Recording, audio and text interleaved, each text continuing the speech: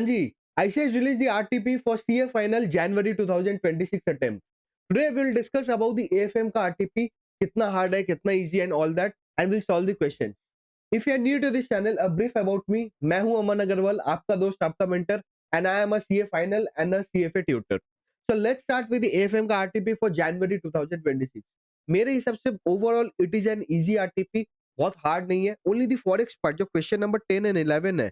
Question number 10 and 11 I feel it is tricky because faith of the forward contract सबको confuse करता है बराबर। तो वो क्वेश्चन नंबर 10 है, वो थोड़ा हार्ड है, and question 11 also it's not natural I would say. ठीक है, इजी है, सम सॉल्व करोगे तो इजी है, बट थोड़ा अलग है। तो I will say question 10 and 11 forex वाला प्लीज थोड़ा ध्यान से करना, otherwise all are repetitive some mostly. ठीक है, तो कुछ अलग नहीं है। हम पहले क्या करेंगे, as you know question number 3 से लेके अपना प्रैक्टिकल सारा करेंगे, फिर एमसीक्यू को करेंगे, and then we will complete this बराबर। ये करने के पहले हम कैसा अप्रोच रखेंगे सर, हम अप्रोच ये रखेंगे, क्वेश्चन को समझेंगे एंड देखेंगे आंसर जो नॉर्मल नॉर्मल हो जाए, फिर अपने आंसर्स को देखेंगे बराबर। Let's start with the question number 3। Advance capital budgeting का इजी सम है, पहले भी हमने किया है, कोई अलग नहीं है। ये किसका सम है, ये मेरे को रिप्लेसमेंट करना है या नहीं, इसका क्वेश्चन पूछा है। क्वेश्चन नंबर 3 जो है मेरे को पूछा गया है, मेरे को रिप्लेसमेंट करना है या नहीं, एग्जिस्टिंग मशीन को हटा के नया मशीन लाना है या नहीं। What is the question, SS company is considering the replacement of its existing machine with a new machine. पुराने को हटा के नया लाएगा। The purchase price of the new machine is 26 lakh. जो नया मशीन है उसका परचेज प्राइस क्या है, 26 lakh, and it's expected life is 8 years. तो वो मशीन जो हम लाएंगे जो नया, उसका expected life is 8 years. The company follows the straight line method of depreciation. Depreciation क्या मेथड है, SLM मेथड, और एक क्या मेथड होता है, रिटर्न डाउन वैल्यू मेथड बराबर। On the original investment, obviously SLM original पे लेंगे। यहाँ पे बोला scrap value is not considered for the purpose of depreciation. तो मैं क्या बोलूंगा, मेरा डेप्रिसिएशन कैसे निकलेगा, cost price divide by number of years बराबर। The other expense to be incurred for the new machine are is under.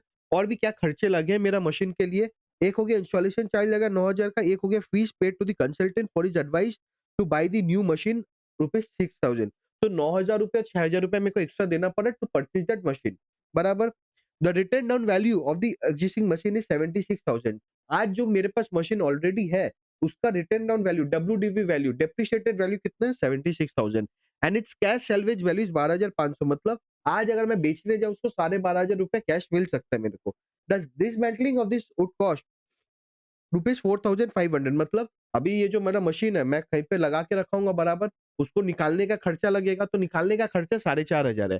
The annual earnings before tax but after depreciation, again please read this line, annual earnings before tax but after depreciation. तो ये क्या मेरा EBT हो गया, हाँ sir. From the new machine would amount to 3,15,000। मतलब नया machine का डेप्रिसिएशन लगाने के बाद बट टैक्स के पहले मेरा जो कमाई होगा 3,15,000 होगा। कितना होगा, 3,15,000 बराबर। इनकम टैक्स रेट मेरे को 35% ऑलरेडी बोला है। बोला कंपनी को रिक्वायर्ड रेट ऑफ रिटर्न 13%। इसका क्या काम है, इसका काम है डिस्काउंटेड निकालने के लिए। You are required to advice on the viability of the proposal. जब भी मेरे को वायबिलिटी का क्वेश्चन आएगा मैं क्या निकालूंगा, एनपीवी निकालूंगा बराबर। तो what is NPV, outflow minus the PV of inflows बराबर है। मेरे को ये चेक करना है एनपीवी अगर पॉजिटिव है तो वायबिलिटी है, एनपीवी अगर नेगेटिव है तो क्या वायबिलिटी है, नहीं सर नहीं है बराबर। क्वेश्चन इजी है, इसमें बस हमें आप ये मेरे को बताओ, हम जो एफआर में भी पढ़ते हैं जो फिक्स एसेट्स के बारे में, जो मैं मशीन लाने का जो खर्चा एक्स्ट्रा लगता है, क्या वो मैं मशीन का कॉस्ट पे ऐड करता हूँ, हाँ सर करता हूँ। तो अभी मेरा मशीन का प्राइस कितना था, 26 लाख बराबर। इसमें मैं क्या 9,000 और 6,000 ऐड करूंगा, हाँ सर करूंगा, बिकॉज वो मशीन लाने का खर्चा लगा बराबर। तो 9 और 6 15,000, तो मेरा मशीन का टोटल कॉस्ट क्या हो गया, 26,15,000। क्या इसमें मैं डेप्रिसिएशन चार्ज करूंगा, हाँ सर। तो 26,15,000 डिवाइड बाई 8 कितना होता है, 326,875। ये मेरा डेप्रिसिएशन होना चाहिए बराबर है, हाँ या ना। ठीक है, तो हम क्या करेंगे, इस सम में हमें क्या निकालना है भाई, मेरा वायबिलिटी है या नहीं वो चेक करना है। वायबिलिटी सर कैसे चेक करेंगे, एनपीवी से। तो मेरा अगर हम देखें तो एनपीवी कैसे निकालते हैं, NPV is outflow minus PV of inflows बराबर है। मेरा आउटफ्लो क्या आएगा, 26,15,000 प्लस और एक क्या आउटफ्लो है मेरा एडिशनल वर्किंग कैपिटल में दे रहा हूं बराबर। Additional working capital will be release after 8 years. आज तो मेरा आउटफ्लो है ना, वो आज मेरा आउटफ्लो, तो मैं क्या कंसीडर करूं, हाँ सर करूंगा। फिर 8 साल बाद जो मेरे को मिलेगा मैं उसको कंसीडर करूंगा इनफ्लो में बराबर। तो मेरा 17,000 और ऐड होगा, बराबर। ये मेरा आउटफ्लो हुआ। इनफ्लो में क्या आएगा? इनफ्लो में आएगा जो मेरा एनुअल कैश सेविंग्स है, बराबर, एनुअल अर्निंग्स है, वो आएगा, उसका पीवी आएगा, बराबर। प्लस जो मेरे को वर्किंग कैपिटल मिला है उसका पीवी आएगा। वर्किंग कैपिटल जो मैं 17,000 को ये करूंगा उसका पीवी आएगा। सर पीवी क्या रेट से करूंगा? 13% से, बराबर, 13% से। तो दो फैक्टर दिया हुआ है मेरे को, एन्युटी फैक्टर दिया हुआ है, ये एन्युटी फैक्टर दिया हुआ है, एंड ये मेरा डिस्काउंटिंग फैक्टर दिया हुआ है, बराबर। तो 17,000 को मैं किससे मल्टीप्लाई करूंगा पीवी निकालने के लिए? 8 ईयर पे आएगा, लास्ट ईयर पे, तो 0.376 से मल्टीप्लाई करेंगे। एंड ये वाला क्या करेंगे? जो हर साल एनुअल अर्निंग्स आ रहा है, बराबर है। तो मैं क्या करूंगा? 26,15,000 प्लस 17,000, ये मेरा आउटफ्लो है। तो आउटफ्लो 26,32,000 है, बराबर। एनुअल अर्निंग्स अभी हम बात करेंगे, ठीक है। 17,000 मल्टीप्लाइड बाई 0.376, ये मेरा क्या हो गया? वर्किंग कैपिटल का इनफ्लो, बराबर। अब मेरा एनुअल अर्निंग्स क्या आएगा वो देखते हैं। एनुअल अर्निंग्स मेरे को क्या बोला था, कितना है? मेरे को बोला था 3,15,000 है, बराबर। एनुअल अर्निंग्स 3,15,000 है। ये क्या आफ्टर टैक्स है या बिफोर टैक्स है? सर ये बिफोर टैक्स है, ईबीटी है, बराबर। तो इसमें क्या मैं टैक्स माइनस कर दूं? 35%, 35 बोला है ना?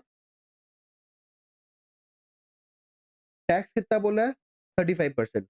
तो 35 कितना होता है? 3,15,000 इंटू 35%, मतलब 1,10,250, बराबर। तो 3,15,000 माइनस 1,10,250 कितना हुआ? 2,04,750, बराबर है, बराबर। ये मेरा क्या हुआ? पैट आ गया। सर इसमें मैं क्या डिप्रिसिएशन ऐड कर दूं जानने के लिए मेरा कैश इनफ्लो कैसे होगा? सर डेप्रिसिएशन ऐड क्यों करते हैं? बिकॉज वो नॉन कैश आइटम है, बराबर है। वो तो मेरा कैश में खर्चा नहीं हुआ है, मैं एक्सपेंस लेके चल रहा हूँ, प्रोविजन लेके चल रहा हूँ, बराबर। तो मेरा डेप्रिसिएशन कितना आया था? डेप्रिसिएशन आया था 3,26,875। एम आई राइट? डेप्रिसिएशन मेरा कितना आया था? 3,26,875, बराबर है। तो मैं क्या ये ऐड कर दूं? यहाँ पे ऐड कर दूं 3,26,875। तो क्या आएगा? 2,04,750 प्लस 3,26,875, ये मेरा 5,31,625 आया, बराबर। अब ये क्या हर साल मिलेगा मेरे को? बराबर। कितना साल के लिए मिलेगा? 8 साल के लिए। तो ये मेरे को एन्युटी फैक्टर से मैं मल्टीप्लाई कर दूं, मतलब 26,32,000 माइनस कितना है? 531,625, 531,625 मल्टीप्लाइड बाई 4.8, 4.8 प्लस 17,000 इंटू 0.376, 6392।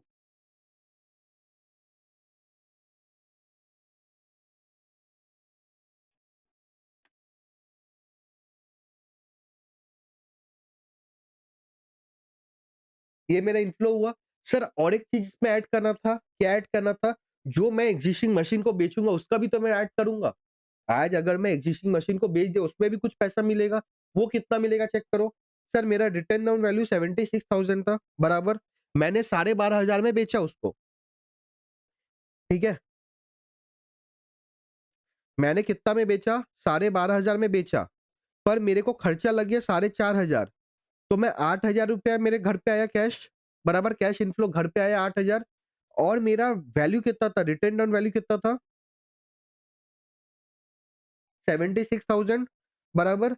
76,000 था। तो भाई मेरा डब्ल्यूडीवी था 76,000, कोई एसेट का प्राइस था 76। आज मैंने उसको 8,000 में बेच दिया, तो नुकसान कितना हुआ मेरा? 76 माइनस 8, 68,000। ये मेरा लॉस है, बराबर है। सर अगर मैं लॉस करूंगा क्या मेरे को उसमें टैक्स में एडवांटेज मिलेगा? हाँ सर मिलेगा, बराबर है ना, क्योंकि ये क्लेम कर सकता हूँ मैं एक्सपेंडिचर। कितना परसेंट मेरे को टैक्स में फायदा मिलेगा? टैक्स सेविंग्स कितना होगा? 68,000 इंटू 35%, बराबर। 68,000 इंटू 35%, मतलब 23,800 मेरे को फायदा मिलेगा। तो नेट अगर मैं ये एग्जिस्टिंग मशीन को बेचूं तो मेरे को टोटल फायदा कितना मिलेगा?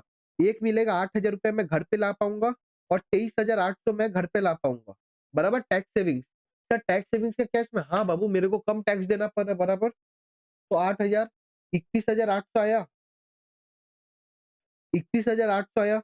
तो मेरा क्या हुआ? 26,32,000 minus 25,58,192 plus 21,800, that is 25,58,192 89,992, 26 32 minus 25 89,992। तो मेरा जो एनपीवी है वो नेगेटिव आया 42,008। तो क्या मेरे को ये लेना चाहिए प्रोजेक्ट? नहीं सर, नहीं लेना चाहिए। क्यों नहीं लेना चाहिए? बिकॉज मेरा एनपीवी नेगेटिव आया है। मैंने क्या किया था, आउटफ्लो माइनस इनफ्लो। अगर ये पॉजिटिव आया मतलब क्या आपका आउटफ्लो ज्यादा है, तो मैं नहीं लूंगा। चेक कर लू आंसर। आंसर हम चेक कर ले। समझ आया कि यहाँ तक? देखो क्या किया इन्होंने, एनुअल डेप्रिसिएशन निकाला, हमारा यही निकला था क्या? कहां से निकला? Annual savings 3,15,000, 1,10,500। हमारा एनुअल सेविंग्स इतना निकला। हाँ सर। फिर बोला ओल्ड मशीन में टैक्स इफेक्ट 12,500, 4,500 हमने ये माइनस किया, ये आया अपना बराबर। तो हमारा भी यही आया था, आया ना? एनपीवी नेगेटिव आया। तो हमने भी बोला कि भाई वायबल नहीं है। इतना समझ आया कि यहाँ तक? क्वेश्चन नंबर 3 समझ, इजी है, रिपीटेटिव सम है, तो कोई दिक्कत नहीं है। यहाँ बस ध्यान हमें क्या रखना है, जो मैं एग्जिस्टिंग मशीन को बेचूंगा उसमें मैं दो चीज दूंगा। एक तो मेरे को कैश का क्या फायदा मिला, घर पे कैश क्या आया, और जो टैक्स इफेक्ट है उसको भी मैं कैश पे कंसिडर करूंगा। बस वही चेक करना है इसमें, बाकी कुछ नया नहीं है। मतलब पहले भी नया नहीं था, बट पुराने में भी अगर देखोगे तो इसमें अगर दिमाग लगाना है कि भाई मैं जब रिवाइज करूं, क्या रिवाइज करूं, रिवाइज ये करना है कि टैक्स इफेक्ट कंसिडर करना है। देखो ये सब जो चीजें है ना, ये आपको खुद को लिख के रखनी है। ये सब आपके नोट्स खुद के होने चाहिए कि कैपिटल बजटिंग में रिप्लेसमेंट का जब सम है, जो मैं ओल्ड मशीन को बेचूं, उस पे जो कैश आया प्लस मेरा जो टैक्स इफेक्ट है, वो दोनों मिला के कैश होगा। भूल जाओगे बाबू, लिख लेना। ठीक है, क्वेश्चन नंबर 3 समझ आया क्या? आया ना? बराबर है। क्वेश्चन नंबर 4 करते हैं। क्वेश्चन नंबर 4 किसका है? सिक्योरिटी वैल्यूएशन का। बराबर। सिक्योरिटी ये क्या है? नॉर्मल बाईबैक वाला सम है। ठीक है, रिपीटेटिव सम है, नो प्रॉब्लम। ठीक है, बाईबैक वाला सम है, इजी सम है। क्या बोलता है क्वेश्चन? क्वेश्चन बोलता है सरप्लस कैश है कोई बंदे के पास, कोई कंपनी के पास 100 लाख। अभी that could be an Infosys. ठीक है, इन्फोसिस इसको पकड़ लो, R limited, and wants to distribute 27% of it to the shareholders. मतलब क्या भाई, बंदे के पास सरप्लस कैश हो गया होगा, कमाई ज्यादा कर लिया होगा, उसको अब ये जो 100 लाख है इसका 27% डिस्ट्रीब्यूट करना है शेयर होल्डर्स को। कैसे डिस्ट्रीब्यूट करना है? With the help of buyback. Buyback करके ना, वो क्या है, डिविडेंड भी दे सकते हो, बाईबैक भी कर सकते हो। तो कंपनी यहाँ आर लिमिटेड क्या बोलता है, मैं बाईबैक करूंगा। बाईबैक क्या होता है? सर एग्जिस्टिंग शेयर जो है मार्केट पे, उसको मैं शेयर होल्डर से ले लूंगा। तो लेने के लिए मेरे को क्या, उसको पैसा देना पड़ेगा, तो इन रिटर्न मैं शेयर होल्डर्स को कमाई दे दिया बराबर। तो मैं टोटल कितना दूंगा मार्केट में? 27 लाख रुपया दूंगा। सर इसमें दो चीज चाहिए मेरे को, एक क्या प्राइस पे मैं खरीदूंगा, एक कितने नंबर ऑफ शेयर्स खरीदूंगा। But that should be equal to 27 lakh. मतलब मेरा price multiplied by number of जो शेयर्स है, that should be equal to 27 lakh. यहां तक समझ आया क्या? 27 लाख, क्योंकि मैं भाई टोटल तो 27 लाख की दूंगा अपने घर से। 27 लाख में क्या नंबर ऑफ शेयर्स होगा, क्या प्राइस होगा, वो देखना है अपने को बराबर। बोलता था company decides to buy back the shares. The finance manager of the company estimates that the share price after repurchase is likely to be 10% above the buyback price if the buyback route is shaken। क्या बोलता है? अगर buyback हो जाता है, अगर buyback fulfil होता है, तो क्या बोलता है कि बाईबैक जो प्राइस पे करेगा, मान लो ए पे करेगा बराबर, तो बोलता है उसके बाद जो प्राइस होगा, मतलब बाईबैक के बाद जो मार्केट में प्राइस होगा वो 10% ज्यादा होगा। तो अगर मार्केट में प्राइस, मैं बाईबैक करता हूँ ए पे, तो मेरा क्या मार्केट प्राइस आफ्टर बाईबैक 1.1 ए हो जाएगा। मैंने अगर ए को मैं एक पकड़ता हूँ, 1 ए पकड़ता हूँ, तो 10% ऑफ 1 ए होगा बराबर। तो दैट इज 1.1 ए हो जाएगा। इतना समझ आया क्या? आया ना? यहाँ तक समझ आया? ठीक है, तो नया मार्केट प्राइस क्या हो जाएगा? 1.1 है बराबर। क्योंकि मेरे को बाईबैक प्राइस अभी नहीं पता है, जब भी बाईबैक प्राइस पता चल जाएगा उसको मल्टीप्लाई कर दूंगा मैं। The number of shares outstanding at present is 10 lakh. आज कितने नंबर ऑफ आउटस्टैंडिंग है शेयर्स? 10 लाख है बराबर। Number of outstanding shares 10 lakh है। Current EPS is 3। तो मेरा क्या अभी अर्निंग्स आफ्टर टैक्स निकाल सकता हूँ या पैट? हाँ सर, कैसे? 3 मल्टीप्लाइड बाई 10, 30 लाख। सर ये क्या काम का है? आई डोंट नो, बट हमें जो इतना निकालना आता है सीख लेंगे। 30 लाख बराबर। अब क्या बोलता है? You are required to suggest the price at which the shares can be repurchase if the market price market capitalization of the buyback should be 210 lakh after buyback. क्या बोलता है भाई, मेरे को मेरा बाईबैक प्राइस बताओ। ठीक है, किसमें रीपर्चेज करना, अगर बाईबैक के बाद मेरा मार्केट कैपिटलाइजेशन जो है वो 210 लाख हो। सम इजी है, हाँ या ना? हाँ सर। सर मेरे को पता मार्केट कैपिटलाइजेशन का फॉर्मूला क्या, जल्दी से बताओगे क्या? मार्केट कैपिटलाइजेशन का फॉर्मूला जल्दी से बताओगे? यही प्रॉब्लम है, आप लोग बताते नहीं हो मेरे को। जल्दी बताओ क्या है sir? Sir price into number of shares है, price into number of shares है। सर प्राइस क्या हमें पता है? हाँ पता है, क्या बोला गया है कि भाई बाईबैक के बाद 10% इंक्रीज होगा, जो बाईबैक का प्राइस है उसका 10% ज्यादा में चलेगा, तो हमने इसको कंसीडर किया ही था 1.1 है, बराबर है। सर नंबर ऑफ शेयर्स क्या आज पता है? हाँ सर पता, 10 लाख है। सर बट क्या आफ्टर बाईबैक भी 10 लाख होगा? नहीं 10 लाख नहीं होगा, 10 लाख से कम होगा। कितने से कम होगा? जितना नंबर ऑफ शेयर्स वो ले लेगा, वापस ले लेगा। वापस कितना लेगा वो? टोटल 27 लाख है उसका, बराबर।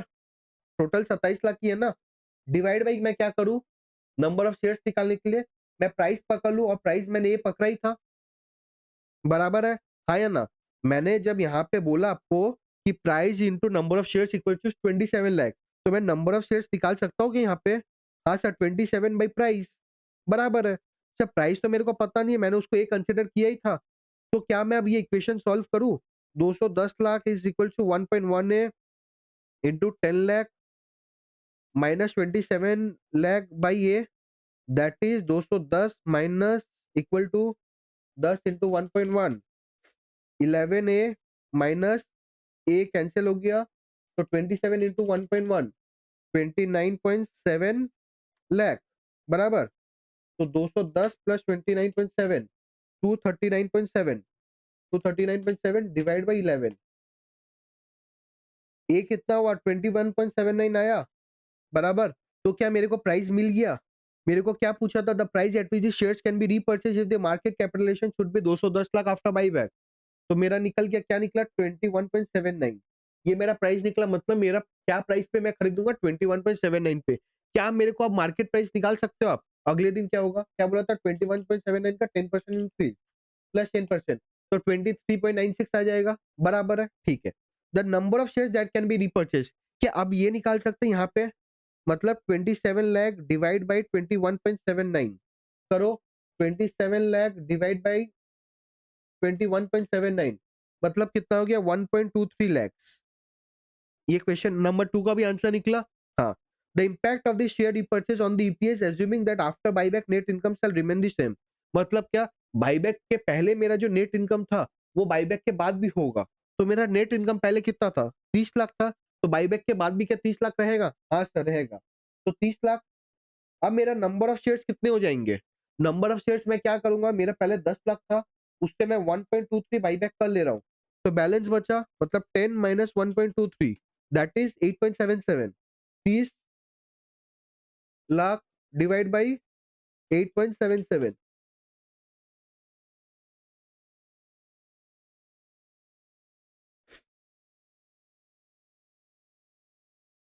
बराबर। तो मेरा 3.42 आया, इतना आया। समझ आया कि यहाँ तक? हाँ या ना? क्वेश्चन नंबर 4 समझ आया क्या था? हमारा था बाईबैक, हमें बोला बाईबैक एक रेट पे करेंगे, उसका रेट मार्केट प्राइस उसके बाद 10% उससे इंक्रीज हो जाएगा। तो मेरे को नंबर ऑफ शेयर्स बताओ कितना बाईबैक करना है, मेरे को ये बताओ क्या प्राइस पे करना है, मेरे को ईपीएस बताओ। तो क्या मेरा बाईबैक के बाद ईपीएस चेंज हुआ? हुआ sir, because Q, just because of the denominator effect change हुआ। मेरा डिनोमिनेटर कम हो गया बोल के मेरा ईपीएस बढ़ गया। तो क्या ये कोई अच्छा बात है? अगर as an analysis point of view, अगर मैं एनालिस्ट हूं, तो क्या मैं ये सोचूंगा भाई ईपीएस बढ़ा, कमाई बढ़ा है क्या? नहीं, वो because of the denominator effect. तो जब हम एनालाइज करते हैं भाई ईपीएस बढ़ा क्यों, तो ये भी चेक करते हैं because it is because of the earnings increase, या फिर डिनोमिनेटर का इफेक्ट की वजह से हुआ है। तो ये भी हम चेक करेंगे, बराबर। समझ आया क्वेश्चन नंबर 4? आया ना? ठीक है सर। अब कौन सा करेंगे? अब करेंगे क्वेश्चन नंबर 5, ठीक है। क्वेश्चन 5 भी इजी है, ये कन्वर्टेबल बॉन्ड के बारे में है, बराबर। थोड़ा अलग है, ये क्वेश्चन एक बार आया, आई थिंक 2019 या 18 का है, ठीक है। कहीं एमटीपी या कहीं पे आया हुआ है। क्या बोलता? Hypothetical company ABC limited issued a 10% debenture, face value of 1000, मतलब डिबेंचर का फेस वैल्यू कितना है? 1000 है। कितना इंटरेस्ट देता है? 10% देता है, बराबर। Of the duration of 10 years, time period कितना है? 10 ईयर्स। करेंटली ट्रेडिंग एट 850 पर डिबेंचर। आज क्या वैल्यू है? 850, बराबर। आज वैल्यू कितना है? 850। The bond is convertible into 50 equity shares being currently quoted at 17 per share, मतलब ये बॉन्ड मैं कन्वर्ट कर सकता हूँ इक्विटी शेयर्स पे, मतलब एक डिवेंचर के लिए मैं 50 शेयर दूंगा, बराबर। और आज का शेयर का प्राइस है 17, तो मेरा क्या वैल्यू हो जाएगा 15 इंटू 17 बराबर कितना होता है 50 इंटू 17 850 होता है बराबर है। If the yield on the equivalent comparable bond is 11.8 मतलब ऐसा ही कोई बॉन्ड सिमिलर बॉन्ड का 11.8 yield है ठीक है। yield मतलब क्या भाई इतना कमाई देता है वो YTM पकड़ लो एक बार 11.8 है। Then determine the spread of yield on the above bond from this comparable bond मतलब इस बॉन्ड का कितना डिफरेंस है पहले इस बॉन्ड का yield निकालोगे इस बॉन्ड का yield और कंपेरेबल बॉन्ड का yield का जो डिफरेंस है that is the spread. Spread का होता है डिफरेंस कितना है ए माइनस बी में बराबर। तो मेरा बी तो दिया हुआ है कि कंपेरेबल बॉन्ड जो है उसका 11.8 है। इस बॉन्ड का यील्ड निकालो। इस बॉन्ड का हम यील्ड कैसे निकालेंगे सर हम जो पीवी वाला फॉर्मूला है उससे निकालेंगे टाइम वैल्यू क्या होएगा देखते हैं। हमें पता आज वैल्यू कितना है हमें पता है क्या इंट्रिंसिक वैल्यू का फॉर्मूला ये अगर मैं बोलूं आज वैल्यू होएगा 850 बराबर 850 वैल्यू है। तो मेरे को हर साल कितना मिलेगा 10% ऑफ 1000 डिवेंचर। तो 10% ऑफ 1000 कितना होता है 100 रुपया। 100 रुपया मिलेगा ये कितने दिन तक मिलेगा मेरे को 10 साल तक मिलेगा बराबर है। ये 10 ईयर्स तक मिलेगा मेरे को। तो 1+r⁻10 एक बार पकड़ू वन वैसे करते हैं ठीक है प्लस मेरे को लास्ट साल 1000 मिलेगा 1+r⁻10 बराबर है। ये एन्युटी फैक्टर हम पकड़ेंगे ऑब्वियसली। तो क्या करेंगे 850 into 100 into PV F annuity factor rate क्या लेंगे हम नाउ रेट हमें निकालना है बराबर। तो रेट हमें निकालना है रेट इंटू 8% 10 साल sorry 10 years plus 1000 into PV I F R into 10 year बराबर हमें आर निकालना है। सर हमें आर कैसे निकालेंगे ये इंटरपोलेशन मेथड से निकालेंगे। क्वेश्चन में देखो दो रेट दिया हुआ है 11 और 13। तो पहले ये दोनों से मैं पीवी निकालूंगा बराबर। यहाँ पे मैं 11 करके पीवी निकालूंगा फिर 11 13 करके पीवी निकालूंगा फिर इंटरपोलेशन मेथड यूज करेंगे। लेट्स सी दी आंसर उन लोगों ने कैसे किया है ठीक है। इंटरपोलेशन अभी सिखाना है क्या देखो कन्वर्शन वैल्यू 850 बराबर है हमने यहाँ तक बोला।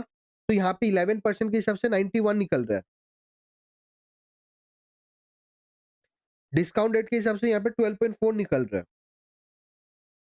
ठीक है। तो इन्होंने क्या किया आईआरआर कैसे निकाला 11 जो मेरा कम वाला है लोअर पॉइंट 90.9 ये दोनों का डिफरेंस माइनस ये तो मेरा 12.76 आया ठीक है। मेरा आईआरआर इस बॉन्ड का कितना है 12.76। तो सर स्प्रेड कितना हुआ 12.76 माइनस 11.8 मतलब 0.96%। सर मतलब मेरा 0.96% हायर पे मैं मेरे को ये कमाई मिल रहा है बराबर है। समझ आया क्या क्वेश्चन नंबर 5 समझ आया। क्वेश्चन 5 इजी है कोई ऐसा बड़ा बात नहीं है इसमें बराबर यस और नो। क्वेश्चन 5 समझ आया आया ना बराबर है। ये सिक्योरिटी वैल्यूएशन का ये दो था देखो 4 और 5 इजी है कोई देखना नहीं है। बस 5 में आपको ये बस निकाल के मत आ जाना कि यील्ड कितना है मेरे को स्प्रेड निकालना है तो डिफरेंस निकाल के आना बस ये डिफरेंस है इस सम में ठीक है। Question number 6 again it is easy.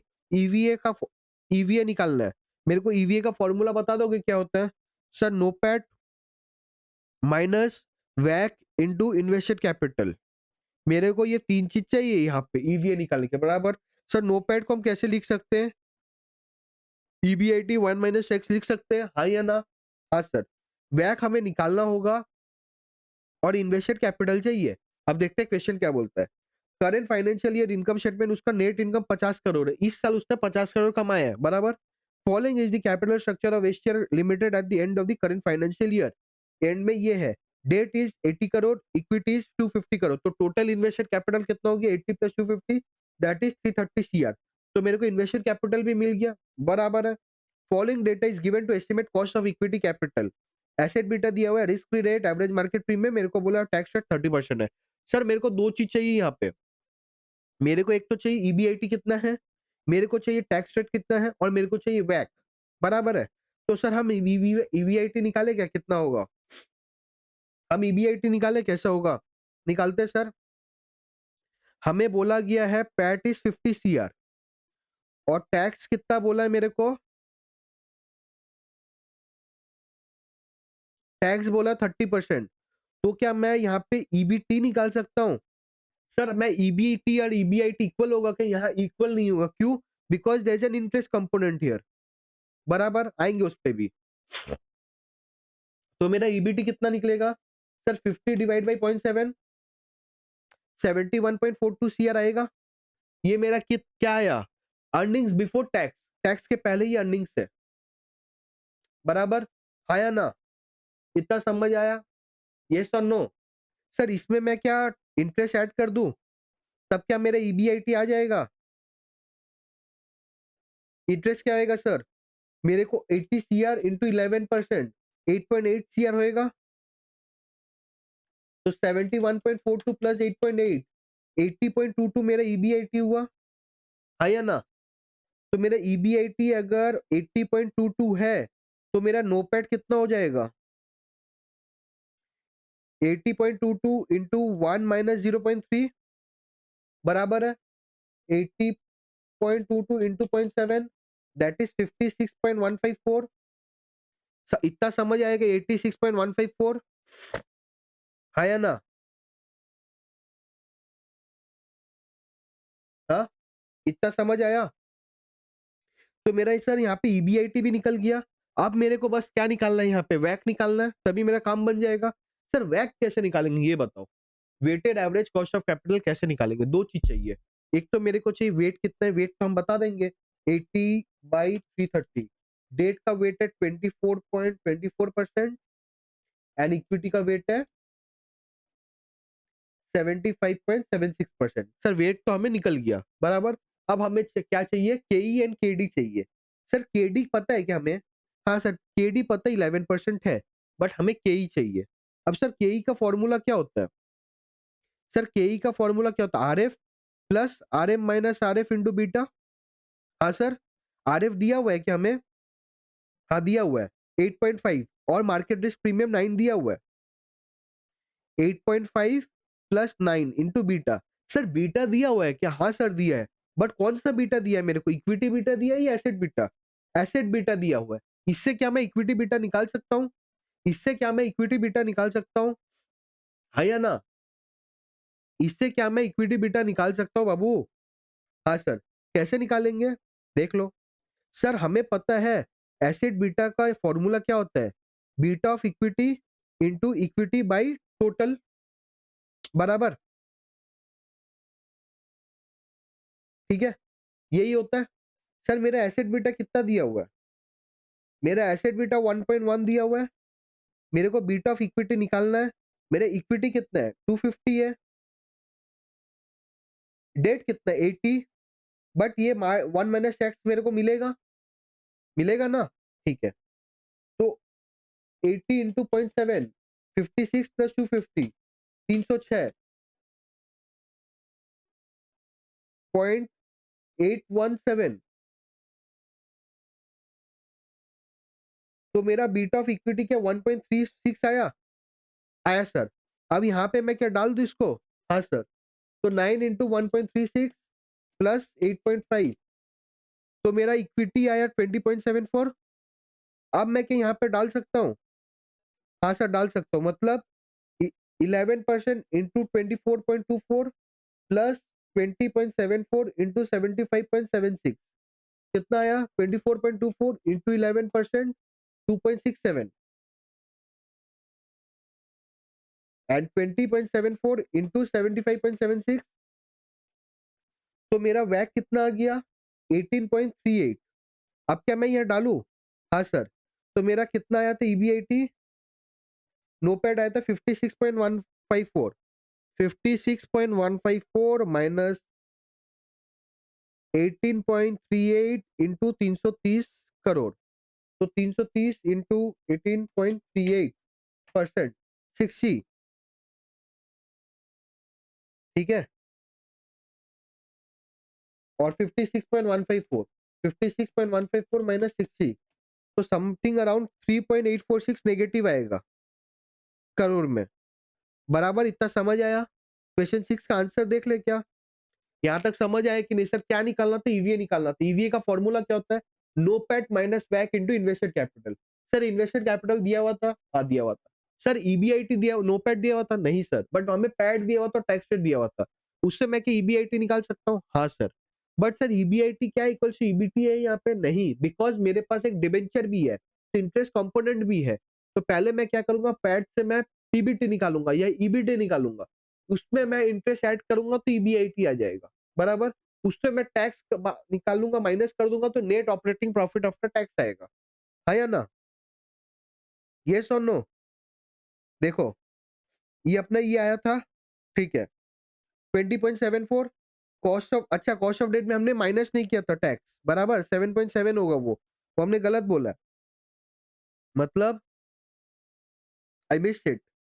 ये जो है 11%, यहाँ पे 11% नहीं होगा ना, ये तो मेरा टैक्स डिडक्टेबल है, तो ये क्या आएगा 11 इंटू 0.7, दैट इज 7.7% होगा ये। समझ आया क्या ये?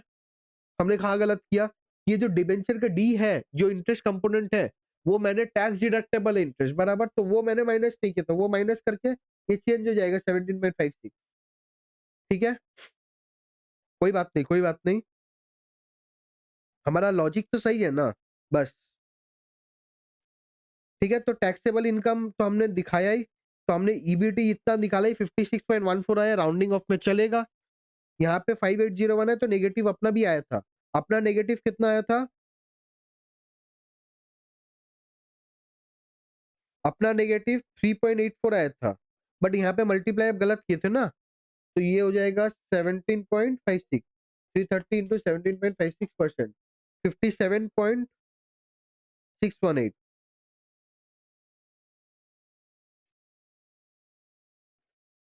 आया ना, -1.464, ठीक है। उनका 185 है, चलेगा, अपना राउंडिंग ऑफ में हम, मैं राउंडिंग ऑफ में करके दिखाया हूं आपको, देखो बाबा, समझो, इसने क्या किया, 17.568 पकड़ा, मैंने 56 पकड़ा, बराबर। हमने यहाँ पे क्या किया था, 80 पॉइंट समथिंग क्या पकड़ा था नोपैट में, 80.22 ही पकड़ा था, 56.154,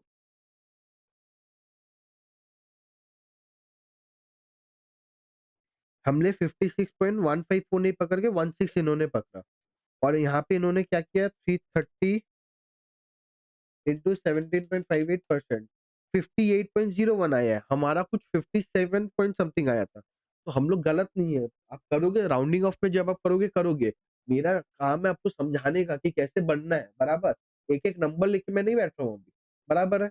समझ आया क्या यहाँ तक? क्वेश्चन 6 समझ आया, यस और नो, हाँ या ना? क्वेश्चन 6 समझ आया क्या? समझ आया सबको? हाँ सर। क्वेश्चन 7 करें, 7 डेरिवेटिव्स का है, इसमें मेरे को क्या है, ये भी रिपीटेटिव है, ये हमने अभी जो मैंने रिवीजन सीरीज करवाया था उस पे भी मैंने ये करवाया था, ठीक है। अगेन आई एम सेइंग, अगर आपको अभी भी कोई भी चैप्टर में डाउट है, कुछ भी है, please go and watch the division series. Sir पूरा करने के, पूरा मत देखो, बट एटलीस्ट कंसेप्ट देख के काम कर लो अपना, कंसेप्ट को देखो, समझो, निकल जाओ। सम सॉल्विंग जरूरी नहीं है देखना ही है मेरे साथ, आप खुद से भी कर सकते हो, बट प्लीज कंसेप्ट को क्लियर करके ही सम्स करना, वरना मत करना, ठीक है। क्वेश्चन नंबर 7 पे करें, ठीक है। क्या बोलता है, मेरे को बीटा ऑफ द 10 सिक्योरिटी निकालना, मतलब 10 सिक्योरिटीज होगा, ओवरऑल बीटा निकालने के, वैसे करके कर लेंगे। On 1 April 2015 Sunidhi was holding a 10 securities whose value was इतना, तो 10 टोटल सिक्योरिटीज है, उसका वैल्यू मेरे को दिया हुआ है।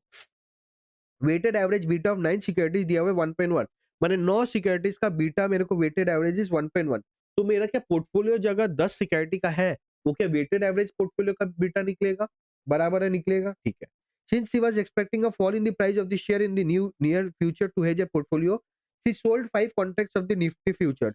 Multiplier of 25 expiring in May 2015, which was trading at इतना। मेरे को बीटा बोला 10 सिक्योरिटी का, क्या बोला है, मेरे को बोला कि भाई मेरे पास 10 सिक्योरिटीज है, उसका वेटेड एवरेज क्या है मेरे को पता नहीं है, बट 9 सिक्योरिटीज का वेटेड एवरेज बीटा पता है मेरे को 1.10 है, बराबर। टोटल वैल्यू 994,450 है।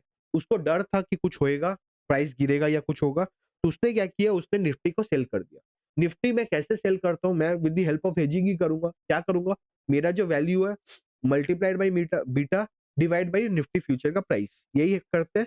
तो वो करके वो बोला 5 आया, तो क्या मैं ये फॉर्मूला को यूज करके मेरा एवरेज वेटेड एवरेज बीटा निकाल सकता हूँ, ओवरऑल वेट उसका, फिर उससे मैं मल्टीप्लाई करूंगा। कैसे करेंगे, देखो, 5 इज इक्वल टू, मैं बोल सकता हूँ 994,450 इंटू मेरा बीटा ऑफ द पोर्टफोलियो, मेरे को पता नहीं है बिकॉज 9 सिक्योरिटीज का पता, 10 का नहीं पता है, डिवाइड बाय मैं कर सकता हूँ 8767.07 इंटू मेरा कितना 25 बराबर 8767.07 इंटू 25 इंटू 5, तो ये आ गया मेरा 1095883.75 डिवाइड बाई 994 450, तो मेरा बीटा ऑफ द पोर्टफोलियो आ गया 1.10। मेरा ये beta of the overall portfolio आएगा, 10th सिक्योरिटी का पोर्टफोलियो आया, ओवरऑल का आया। तो मेरे को 10th का निकालने के लिए क्या बोलेंगे, हमें पता है वेटेड एवरेज कैसे निकलता है भाई। मेरा 1.1 है, 90% का मेरा है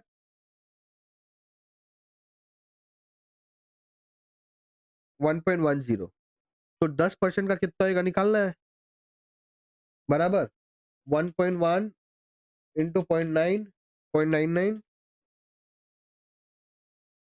डिवाइड बाई 0.1, तो ये बीटा ये भी आया 10th का 1.1। कुछ हम लोग का राउंडिंग ऑफ में प्रॉब्लम है, ठीक है। क्वेश्चन नंबर कौन से करें हम लोग, 7।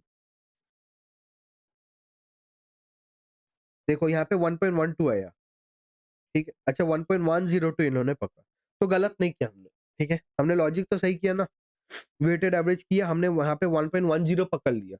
राउंडिंग ऑफ 3 डेसिमल पकड़ने का ऑब्वियसली हमेशा, ठीक है। 3 डेसिमल पकड़ेंगे बीटा में जब आएगा, तो ये मैंने हमने ये सही किया। तब सर आप 0.9 कैसे पकड़े, पापा 10 सिक्योरिटी बोला है, इक्वली बोला हुआ है, कुछ बोला नहीं, मतलब हम इक्वल कंसिडर करेंगे। इक्वल मतलब 90% वो है, 10% वो है, बराबर। हर एक सिक्योरिटी का 10% वेटेज है, तो टोटल 9 सिक्योरिटीज कितना हुआ, 10% इंटू 9 90%, बाकी का 10% बचा, बराबर। हाँ सर समझ आया, समझ आया क्या, हाँ या ना, ठीक है। अब हमें क्या करना है,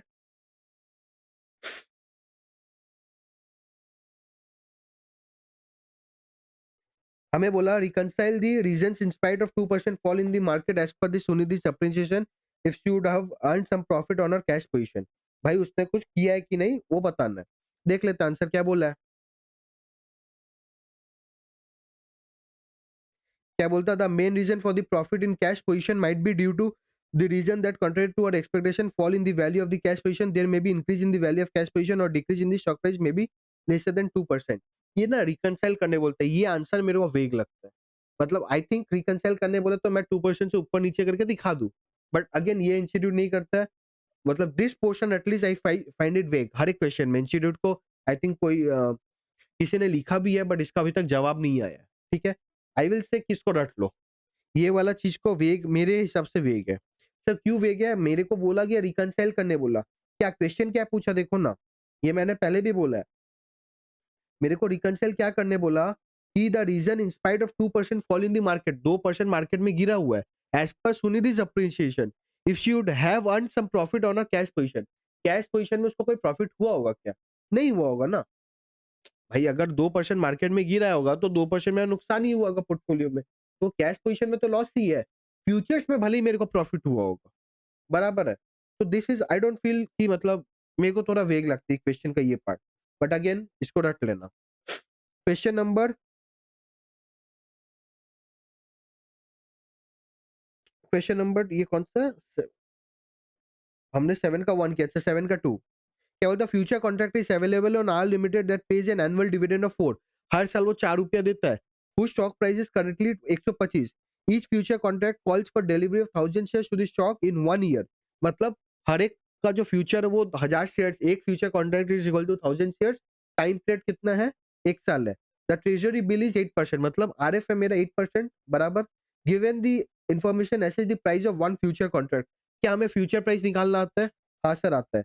कैसे निकालेंगे फ्यूचर का प्राइस, स्पॉट प्राइस प्लस मेरा जो भी डिविडेंड है माइनस कोई भी बेनिफिट्स है। तो मेरा स्पॉट का कितना है 125 है, उसको मैं 1 साल तक ले जाऊंगा आगे 1.08 करके, बराबर। मैं माइनस क्या करूंगा डिविडेंड, बराबर। डिविडेंड 4 रुपया है, इसको भी मैं आगे ले जाऊंगा 1.08 से, तो क्या आएगा 125 मैंने 120 121 इंटू 1.08, आंसर 130.68 आना चाहिए। If the company stock price decreases by 6% then what will be the price?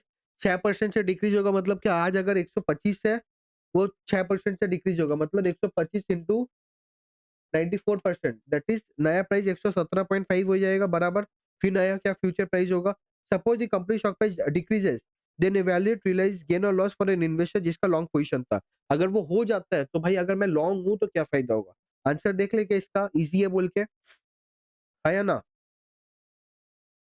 देखो मेरा कितना आया, 117 आया था।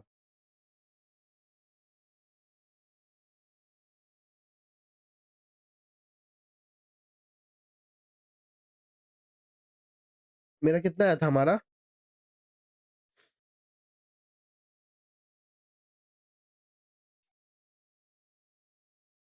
130.68 आया था, बराबर है। यहाँ पे हमने क्या कंसिडर किया, डिविडेंड को हमने ग्रोथ पे ले गया, but that is logical, annually dividend वो देता है, ठीक है, 4 रुपया, तो मैंने इसको D0 मान लिया था। बट आप इसको D1 page an annual dividend, तो भाई हर साल देता है, तो मैंने उसको मान लिया। बट यहाँ पे आप क्या करोगे ना, अगर इंस्टीट्यूट ने इसको D1 माना है तो आप D1 मानोगे। तो यहाँ पे आप क्या कर दोगे, 125 इंटू 1.08 माइनस 4, मतलब 131 कर दोगे आंसर, ठीक है। तो मल्टीप्लाइड बाई 1000 करके हो जाएगा। इजी है, इसमें कोई दिक्कत अभी तक है या ना? कोई डाउट है यहाँ तक? नहीं है। आगे बढ़ते हैं। समझ आया क्या क्या प्रॉब्लम है? देखो, मैंने डिविडेंड को बोला था कि D0 मान लिया, ठीक है, पेज द डिविडेंड, तो मैं उसको ग्रो करवा लिया। इंस्टीट्यूट बोलता भाई ग्रो मत करवाओ, आप उसको D1 कंसीडर करो, बिकॉज हर साल वो 4 रुपए देता है।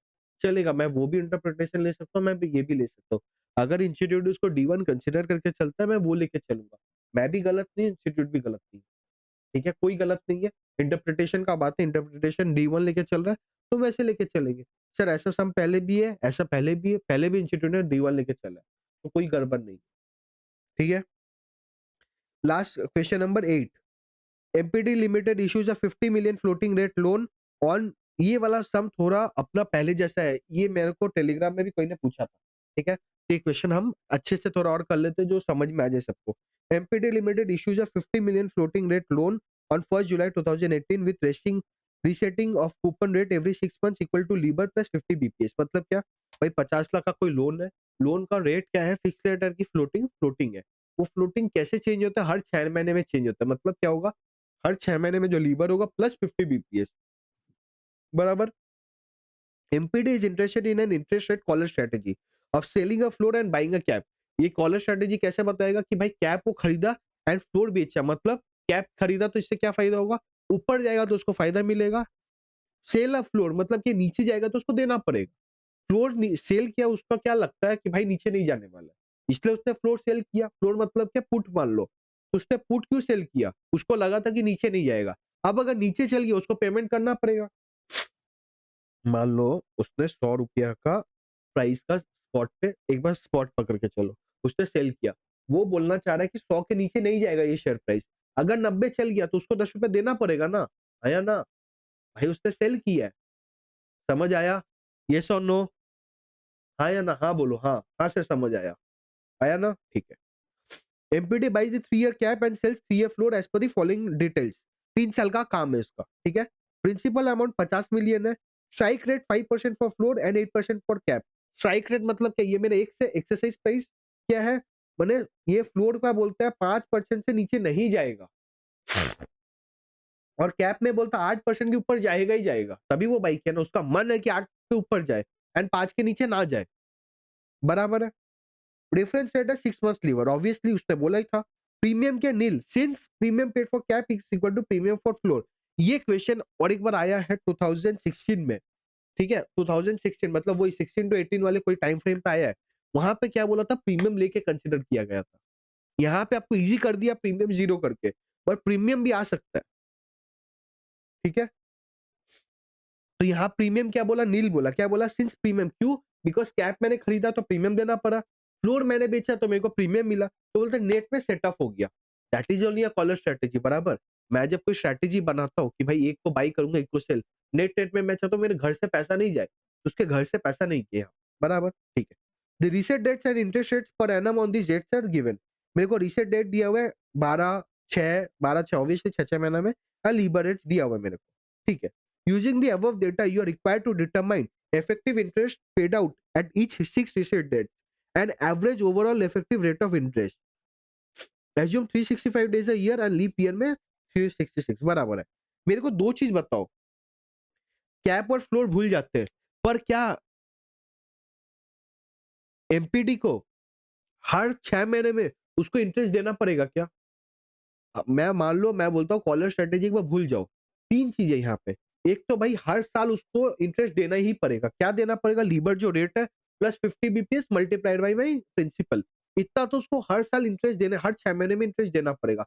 प्लस कैप और फ्लोर में जो फायदा नुकसान होगा उसका ऐड होगा।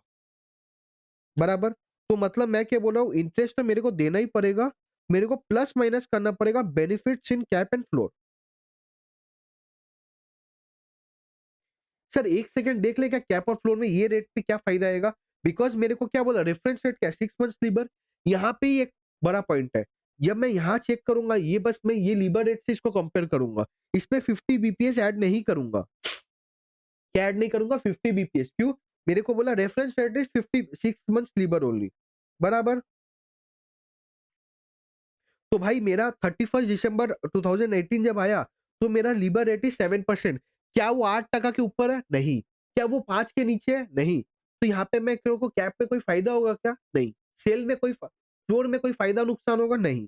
तो यहाँ पे कोई फ़ायदा नुकसान नहीं होगा। मेरा 30/6/2019 मतलब अगला 6 महीना रेट इज़ 8%। कैप में कोई फ़ायदा हुआ क्या? सर नहीं। क्यों? बिकॉज़ मैं तो 8 के ऊपर चाह रहा था, अभी भी 8 ही है, तो कोई फ़ायदा नहीं। फ्लोर में कोई फ़ायदा नुकसान हुआ क्या? नहीं सर। सर आप खाली कैप में फ़ायदा क्यों बोल रहे हो? बिकॉज़ बाबू कैप मैंने बाय किया है, मेरा नुकसान कुछ नहीं है, मैंने प्रीमियम दे दिया है, बट मेरा बस फ़ायदा ही फ़ायदा या ज़ीरो है। कैप में मेरे को फ़ायदा होगा या नो ज़ीरो होगा। फ्लोर में क्या मेरे को नुकसान हो सकता है। प्रॉफिट तो क्या ही है, प्रॉफिट मतलब अगर कुछ कमी नहीं, बट नुकसान हो सकता है। समझ आए? इसलिए मैं कैप में फ़ायदा बोल रहा हूँ, फ्लोर में नुकसान बोल रहा हूँ। समझ आए? बराबर। तो यहाँ पे भी नहीं है। सर 31 दिसंबर 2019 को 6% यहाँ कोई फ़ायदा नुकसान है? नहीं। सर 2020 को 4.75 कोविड आ गया था इसीलिए 4.75 हो गया। सर कैप में फ़ायदा है क्या? नहीं सर। बट फ्लोर में नुकसान है क्या? हाँ सर। क्यों? मैं बोला था 5 के नीचे जाएगा ही नहीं, बट 4.75 चल गया। कितना परसेंट का नुकसान होगा? 5 माइनस 4.75 तो 0.25 का नुकसान होएगा। बराबर है। समझ आया कि यहाँ तक? बहुत ईज़ी है सम। इसको प्लीज़ आप ट्रिकी मत बनाओ, हार्ड मत बनाओ। हमें पता है कि भाई एक कंपनी है जिसने लोन इश्यू किया है, वो हेज कर रहा है through cap and collar strategy. बराबर? तो भाई ब्याज तो देना ही पड़ेगा। स्ट्रैटेजी में फायदा नुकसान मैं प्लस माइनस करूँगा उसमें। बराबर है? फिर दिसंबर आया। दिसंबर में रेट फिर 4.25 हो गया। क्या मेरे को फ्लोर में नुकसान है? हाँ सर। कितना? 75 पैसे से। 5 माइनस 4.25 दैट इज़ 0.75। सर 30/6/2021 को 5.25 हो गया। क्या मेरे को फ्लोर में नुकसान है? नहीं सर। क्या मेरे को कैप में नुकसान है? नहीं। सर मेरे को सम देके मेरे को ये समझ आया मेरा कॉलर में तो कोई फ़ायदा ही नहीं हुआ। प्रीमियम वर्थलेस हो गया, बराबर? बट फ्लोर में 2 बार मेरे को नुकसान हुआ। तो मैं हर 6 महीने में ब्याज तो दूँगा ही, पर 2020 में मैं उसमें फ्लोर का पेमेंट करना पड़ेगा मेरे को, बराबर? मैंने प्रीमियम खाया था। मैंने फ्लोर सेल किया था कि भाई इसके नीचे नहीं जाएगा। अब जब नीचे चल गया मेरे को पैसा देना पड़ेगा, बराबर है? ऑब्लाइज़ हूँ मैं। समझ आया यहाँ तक? आंसर देख लेंगे इसमें कैसे करना है। लॉजिक समझ आया यहाँ तक? बराबर। क्योंकि यहाँ पे अगर मैं आपको अभी सॉल्व करवाने बैठाऊँगा देयर इज़ नो पॉइंट। देखो, यहाँ पे क्या लिखा है मेरे को उससे मतलब है क्या? नहीं। क्वेश्चन क्या बोला था? क्वेश्चन तो यही बोला था ना मेरे को पे ऑफ निकालना है। हाँ, using the above data you are required to determine effective interest rate paid out at each reset date. Effective क्या देना है? मैंने बोला ही था interest plus minus pay off future और सॉरी फ्लोर एंड कैप का benefits. Average overall effective rate of interest भाई टोटल में कितना दिया 3 साल में? डिवाइड बाय में जो भी आएगा, बराबर है? हम देखते हैं कैसे करना है। देखो, मेरा जो पहला रीसेट डेट है, उस दिन मैं क्या दूँगा? बस ब्याज दूँगा क्योंकि मेरा फ्लोर और कैप में कोई नुकसान नहीं है। कितना ब्याज दूँगा? 50 million into 7.5% divide by 365 into 181 days 1.89 ठीक है? पहले इंटरेस्ट निकाल लेंगे एक जगह। तो पहला वाला आया, सेकंड भी सेम आएगा, थर्ड भी आएगा, फोर्थ भी आएगा, फिफ्थ भी, सिक्स्थ भी। 6 है। भाई 3 साल अगर है, तो हर 6 महीने में देता हूँ तो 6 टाइम आएगा ना? तो 6 बार का मैंने ब्याज निकाल लिया। ये तो देना ही है, कुछ हो या नहीं हो। कैप में 0 है हमने देखा ही, फ्लोर में 2 जगह था, 4.75, 4.25 तो कितना 50 million into 0.25% into 184 divide by 366 बराबर 366 क्यों किया सर? 2020 लीप ईयर है, बराबर हर 4 साल में लीप ईयर आता है। तो सर इस पे किया, इस पे भी किया, तो मैं जब ये पेमेंट करा इसमें ये दोनों ऐड कर दिया, क्योंकि फ्लोर में मेरा नुकसान हुआ था। तो टोटल मैंने कितना दिया? टोटल मैंने इतना दिया, किसके ऊपर दिया? 50 मिलियन के ऊपर दिया। कितने दिन तक? 1096 डेज़। तो ये मेरा इफेक्टिव रेट आया। दोनों आंसर समझ आया क्या? हाँ या ना? समझ आया? येस और नो? हाँ सर। इतना समझ आया? बराबर। Question 8 done? ठीक है।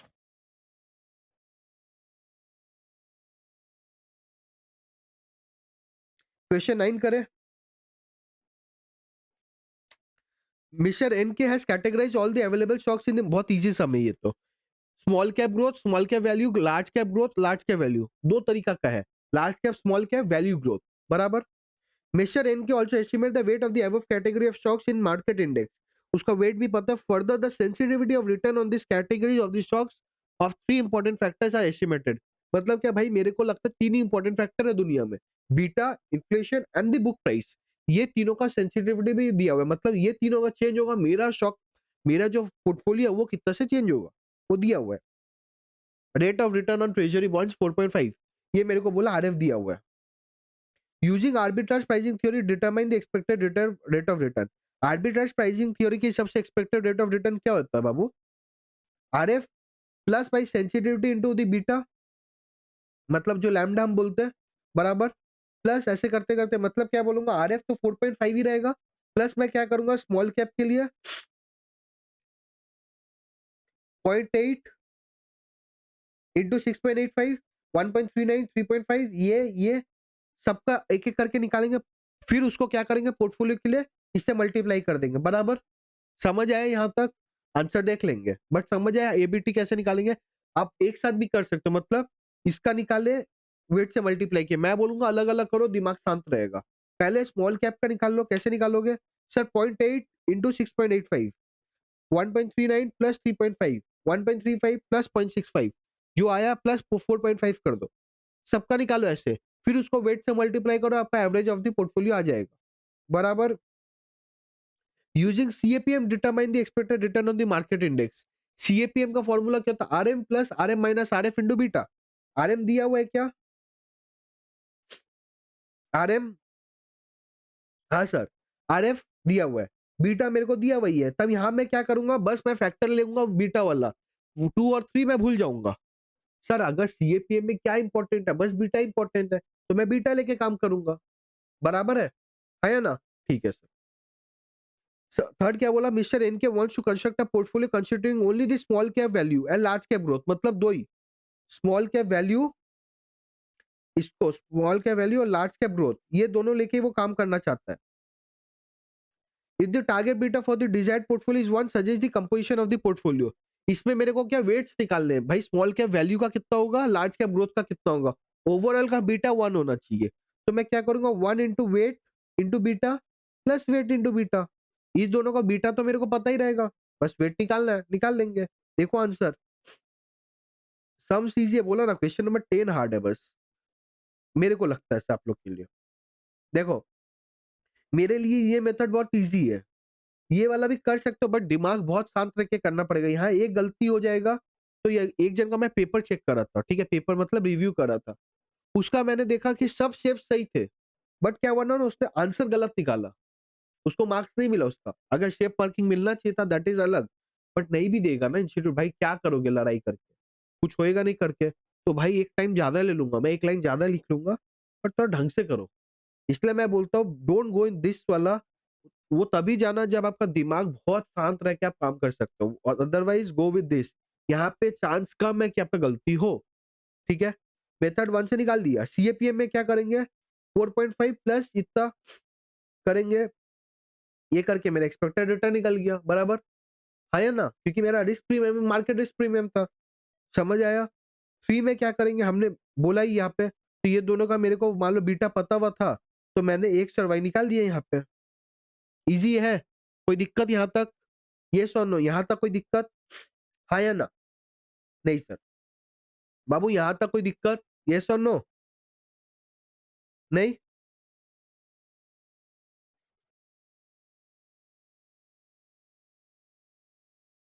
क्वेश्चन 10 देखते हैं।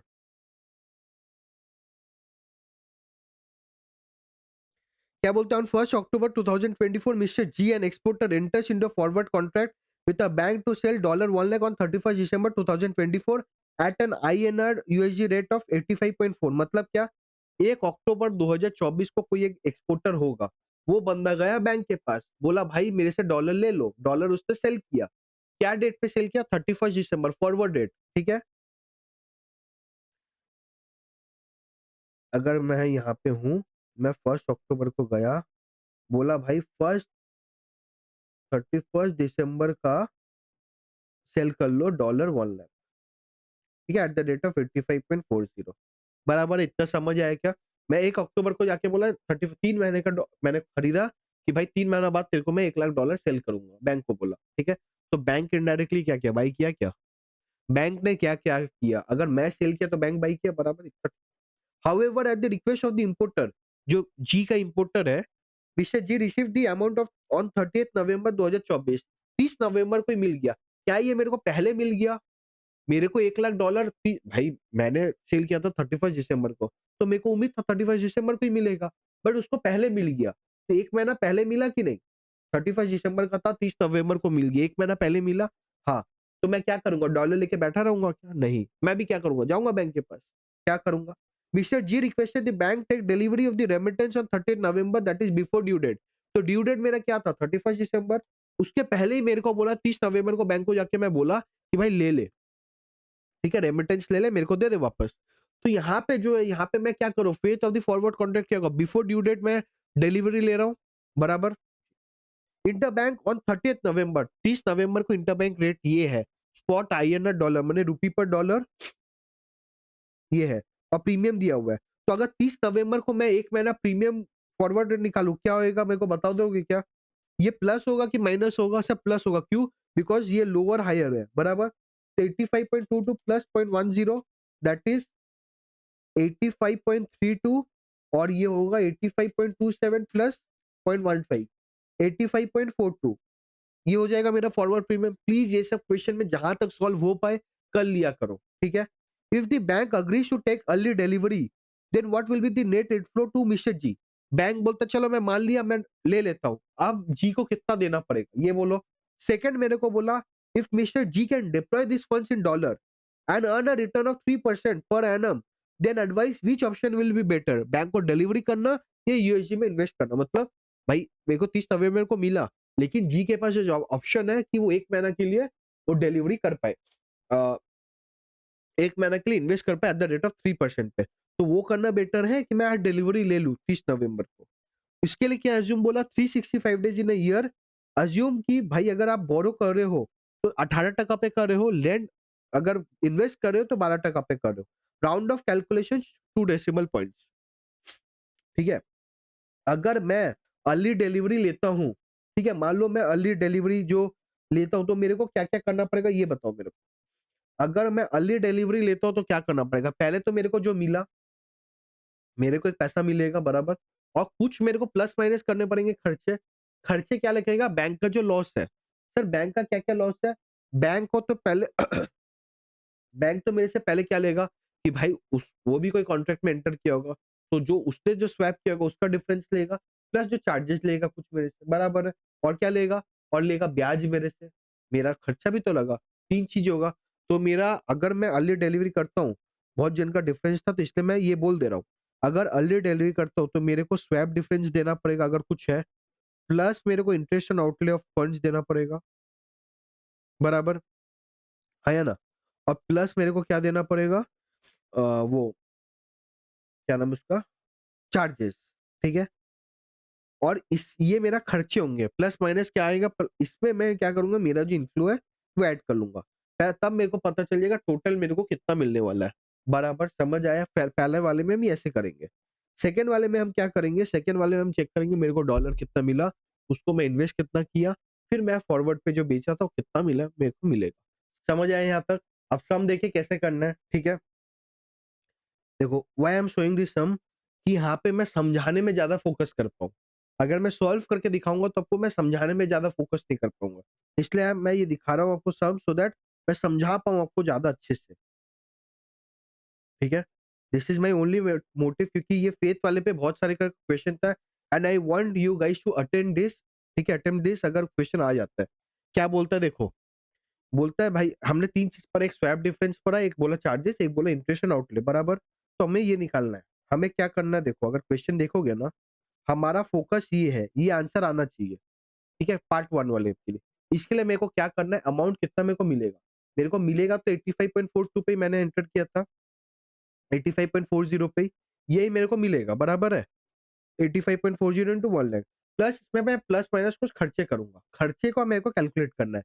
तीन तरह के खर्चे, एक स्वैप डिफरेंस, एक इंटरेस्ट और एक चार्जेस। तो पहले स्वैप डिफरेंस पे बात करते हैं। बैंक ने क्या किया था, मैंने अगर बैंक को सेल किया तो बैंक ने बाई किया था, बराबर मेरे से। बैंक अगर मेरे से बाई किया, वो भी अपने आप को कवर किया होगा, बैंक ने सेल किया होगा, बराबर है ना। अगर समझो, ये मैं हूं, ये एचडीएफसी बैंक, ठीक है, मैंने डॉलर सेल किया इसको, तो इसने क्या किया मेरे को, डॉलर इसने बाई किया, बराबर। अब अगर इसने डॉलर बाई किया तो ये बैंक ऑफ बड़ौदा में स्पॉट में जाके क्या करेगा, इसको डॉलर सेल कर देगा, यही तो करेगा ना अपना। तभी तो एचडीएफसी बैंक नलीफाई हुआ। एचडीएफसी बैंक का रिस्क कब नलीफाई होगा, अगर मैंने डॉलर सेल किया उसको, एचडीएफसी बैंक ने मेरे से क्या किया, डॉलर बाई किया, बट उसको डर क्या है, डॉलर ऊपर नीचे हो जाए तो क्या करेगा, बैंक ऑफ बड़ौदा को जाके बोलेगा भाई तू सेल ले, डॉलर ले मेरे से। यही किया होगा। कब किया था ये, 1 अक्टूबर को, बराबर है, 1 अक्टूबर को किया। इतना समझ आया, हाँ सर। कब तक का था, 31 दिसंबर का था, चलेगा मेरे को। बट अचानक से 30 नवंबर को पगला आके इम्पोर्टर बोलता भाई अभी ले ले पैसा, 1 लाख रुपया डॉलर, ठीक है। मेरे को क्या बोला, अभी ले ले, तो मैं बैंक को क्या बोला, ले ले उससे। बैंक क्या करेगा, बैंक को लेके क्या करेगा, तुरंत बेच देगा। उसको तो डर था, तो क्या करेगा, तुरंत बेचेगा। बैंक क्या किया था, बाई किया था मेरे से, तो आया तो वो तुरंत उसको सेल कर देगा, सो दैट उसका नलीफाई हो जाए कोई रिस्क। किस रेट पे करेगा, स्पॉट रेट पे करेगा। स्पॉट क्या था मेरा,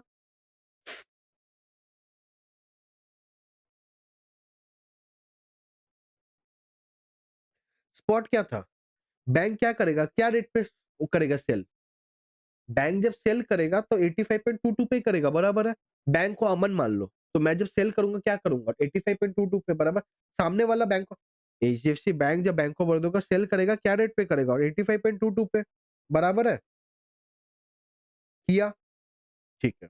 देखो, अपना 85.22 था, और ये क्या था, 85.27, 85.32 मेरा वो फॉरवर्ड था, और 85.42 मेरा वो था, इतना था, ठीक है। बैंक ने सेल कर दिया, अब बैंक को बाई करना पड़ेगा फॉरवर्ड 1 महीना के लिए। भाई 1 महीना बचा था ना उसका, उसको तो कवर देना पड़ेगा, 1 महीना का उसने कवर देना है उसको। ये कॉन्ट्रैक्ट भले ही उसने कैंसिल कर दिया, 1 महीने का फॉरवर्ड बाकी था। बैंक क्या करेगा, बाई करेगा, क्या रेट पे करेगा, 85.42। उसने सेल किया 85.22 पे, मान लो बेचा उसने 85.22, खरीदा उसने 85.42 पे, 20 पैसा का नुकसान है उसको, तो भाई वो अपने घर से थोड़ी देगा, वो तो अमन से ही लेगा, बराबर। कितना कितना टोटल देगा, 1 लाख डॉलर था इंटू 0.22, मतलब 20,000 मेरे से खाएगा वो। समझ आया कि अभी समझ आया, फिर समझो। अमन था, 1 अक्टूबर को मैं जाके बैंक को बोला कि भाई डॉलर मैं तेरे को देता हूँ। मैंने अगर डॉलर सेल किया एचडीएफसी बैंक को, एचडीएफसी बैंक ने मेरे से क्या किया, डॉलर बाई किया। यहाँ तक सब कोई अग्री करते हो, हाँ या ना, करते सर, करते हो ना, हाँ। अगर अब एचडीएफसी बैंक को डर क्या, भाई डॉलर ऊपर नीचे होगा तो उसको डर है ना, सबको डर है लाइफ में, बराबर, उसको भी है। एचडीएफसी बैंक तुरंत क्या किया, बैंक ऑफ बड़ौदा के पास गया, बोला भाई चल तो डॉलर ले मेरे से। तो एचडीएफसी बैंक ने बैंक ऑफ बड़ौदा क्या क्या किया, डॉलर सेल किया, बराबर, तो अपना रिस्क जीरो कर दिया, ठीक है। ये किया था 1 अक्टूबर को। 30 नवंबर को पगला इंपोर्टर आया, बोला भाई 1 लाख रुपए अभी ले ले मेरे से। जी बोला ले लो, मैं बोला ले ले। बैंक क्या करेगा, बैंक उसको डायरेक्ट बेचेगा, सेल करेगा तुरंत, उसको तो डर था, तो बेच दिया। बेचा क्या रेट पे, स्पॉट पे बेचेगा 85.22 पे। बट भाई उसको 1 महीना का कवर भी तो करना था, जो कॉन्ट्रैक्ट था वो भी था, तो वो फिर बाई करेगा 1 महीना का 85.42 पे। ये करने की वजह से उसका 20 रुपए का, 20 पॉइंट का नुकसान हो गया, टोटल 20,000 का नुकसान हो गया। स्वैप डिफरेंस समझ आया, हाँ सर। अब ब्याज देखते क्या है, 30 नवंबर को बैंक ने क्या किया, 85.22 पे सेल किया, बराबर। कस्टमर से मेरे से क्या रेट पे खरीदेगा, 85.40 पे, बराबर है। तो उसका 18 पैसे का आज ही पैसा लगा, बराबर है ना। उसका पैसा गया 18 पैसे का नुकसान, उस पे ब्याज लगेगा, कितना लगेगा 1 लाख इंटू 0.8 इंटू 18%, 18% की ब्याज क्या रेट पे था, 18% पे बोरोइंग रेट, कितना दिन के लिए 31 डेज, 30 नवंबर से 31 दिसंबर, कितना उसका खर्चा लगा, तो 20,000 प्लस 275 बराबर। अब चार्जेस देखो, तो टोटल क्या आएगा 20,000 प्लस 275, ये मेरा टोटल चार्जेस है, करेक्ट। ये जो मैंने और एक चार्जेस जो पकड़ा था वो ऑटो कैंसिलेशन जो चार्ज है जो ऑटोमेटिक कैंसिल हो जाता है वो वाला भी बोला था मैंने, ठीक है, समझ आया। तो भाई मेरे को मिलेगा 85400 85.40, ठीक है, इसमें मेरे को मैं खर्चे दे पड़ेंगे बैंक को इतना, तो नेट में मेरे को ये मिलेगा, समझ आया क्या, ये पार्ट वन था। सेकंड बोला था मेरे को जो 1 लाख मिला वो मैं इन्वेस्ट कर दूं 3% पे, तो 1 लाख मेरे को मिला, मैं इन्वेस्ट कर दिया 3% में 31 डेज के लिए, तो मेरे को 31 दिसंबर को जाके 1,254,79 मिलेगा। क्या मैंने पूरा ही फॉरवर्ड रेट पे बेचा था? नहीं, मैंने बेचा कितना था, 1 लाख डॉलर, तो उसपे तो मेरे को 85.40 मिल जाएगा, और बाकी जो है वो मैं स्पॉट पे बेचूंगा। स्पॉट कितना है, या मैं अभी फॉरवर्ड पे बेच दूंगा कितना पे, 85.32 पे, तो मेरे को नेट मिलेगा 8561। तो अगर मैं आज जाके बैंक को बोलूं कि भाई मैं डिपॉजिट कर लूं, अगर इन्वेस्ट कर दूं, तो मेरे को 1 महीना बाद 8561 मिलेगा, ठीक है, समझ आया। If mister G deploys funds received in I from bank in turn deposit then amount in inflow, अगर मान लो मैं ये नहीं करता हूँ, मैं डॉलर को डिपॉजिट नहीं करता हूँ, मैं जो आईएनआर आया वो डिपॉजिट करता हूँ, तो क्या मिलेगा मेरे को, आईएनआर कितना मिलेगा, इतना मिलेगा, हमने बोला ही था 85.19, ये कितना पे मैं इन्वेस्ट करूंगा, 12% पे करूंगा, बराबर, तो मेरे को ये मिलेगा। तो मेरे को क्या करना चाहिए, डॉलर में इन्वेस्ट करना चाहिए, आईएनआर में इन्वेस्ट करना चाहिए? सर आईएनआर में, बिकॉज मेरे को आईएनआर में ज्यादा महंगा, ज्यादा फायदा मिल रहा है। डॉलर पे कर रहा हूं तो मेरे को घर पे आ रहा है 8561, और अगर मैं रूपी पे कर रहा हूं तो मेरे घर पे आ रहा है 8606, तो भाई ज्यादा आ रहा है ना। आप क्या चाहोगे, ज्यादा चाहोगे, बनिया क्यों बने हो आप, पैसा ज्यादा कमाओगे बोल के, ठीक है, तो ये होगा। तो मैं क्या ऑप्शन चूज करूंगा कि भाई मैं आईएनआर पे डिपॉजिट करूंगा, डॉलर पे इन्वेस्ट नहीं करूंगा, बराबर है। और ऑब्वियसली डॉलर पे इन्वेस्ट करके आप कमाई नहीं कर पाओगे, बट हाँ डॉलर पे इन्वेस्ट करके कब कमाई कर पाओगे, जब आप वोलेटिलिटी होगा डॉलर और आईएनआर का, तब। समझ आया यहाँ तक? हाँ बाबा हाँ बोलो, समझ आया। तो अर्ली डिलीवरी पे दो चार्जेस है, एक हो गया स्वैप डिफरेंस, एक हो गया इंटरेस्ट फंड। कैंसिलेशन अगर है, ऑटोमेटिक कैंसिलेशन जो आप अगर जाते नहीं हो, एक्सटेंड कर जाते हो, वहां पे और एक चार्जेस लगता है, बराबर, समझ आया 10 वाला, हाँ या ना? ठीक। क्वेश्चन 11, एक्सपी फार्मा, ये इजी है, ठीक है, हार्ड नहीं है, बट नेचुरली नहीं आएगा, बस यही डिफरेंस है। XP pharma limited has acquired an export order of 10 millions for formulation from an European company, कोई यूरोप वाली कंपनी है, उससे उसको ऑर्डर मिला है 10 मिलियन का। Now this is in domestic currency और फॉरेन करेंसी, ये बता दो, ये डोमेस्टिक करेंसी में या फॉरेन करेंसी में? ऑब्वियसली डोमेस्टिक करेंसी में, ठीक है। The company has also plan to import bulk drugs worth rupee 5 million from a company in UK, मतलब क्या, उसको 10 मिलियन का पैसा मिलेगा डॉलर रुपी में, एंड वो 5 मिलियन का कोई से खर्चा दिया, इंपोर्ट करेगा, ठीक है। भाई ऑब्वियसली वो अब घर पे थोड़ी बनते, इंडिया में सब थोड़ी बनता है, जाएगा वो यूके में खरीदने। The proceeds of export will be realised in 3 months from now, मतलब 10 मिलियन जो उसको कितने दिन में मिलेगा, 3 महीने में। The payment for import will be due after 6 months from now, 3 महीना में उसको पैसा मिलेगा, 6 महीना बाद पेमेंट करना पड़ा, बहुत अच्छा धंधा चला। लॉजिक अगर देखोगे, अपना एनालिसिस करोगे, तो धंधा अच्छा 3 महीना में रिकवर करेगा, पेमेंट करेगा 6 महीने बाद। The invoicing of this exports and imports can be done in any currency, मतलब ये जो इनवॉइस है, ये तो 10 मिलियन डॉलर पे रुपी पे बोला, 5 मिलियन रुपी पे बोला, ये कोई पे भी हो सकता है, डॉलर पे भी कर सकते हो, यूरो पे भी कर सकते हो, पाउंड पे भी कर सकते हो, कंपनी का चॉइस है, मतलब डॉलर, यूरो, पाउंड पे भी कर सकते हो। The following market codes are available. Advise XP pharma in which currency invoicing for both import and export should be opted for, मतलब क्या बोला भाई, रुपी 10 मिलियन, रुपी 5 मिलियन तो बराबर है, लेकिन मेरे को ये बता दो कि मेरे को किस पे करना चाहिए, ठीक है, मेरे को ये जो इनवॉइसिंग है किस पे करना चाहिए, डॉलर पे करना चाहिए, यूरो पे करना चाहिए, पाउंड पे करना चाहिए? तो मैं क्या करूंगा, पहले 10 मिलियन को डॉलर पे देखूंगा, यूरो पे देखूंगा, पाउंड पे मिलूंगा, जिसपे ज्यादा आईएनआर लास्ट में आएगा 3 महीने बाद, वो मैं ले लूंगा।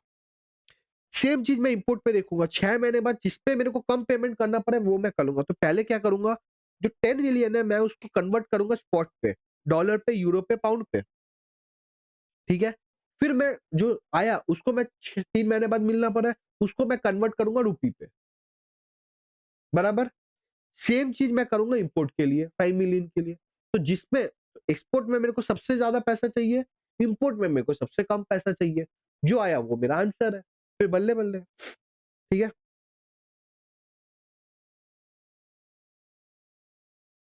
11 देखे, ठीक है।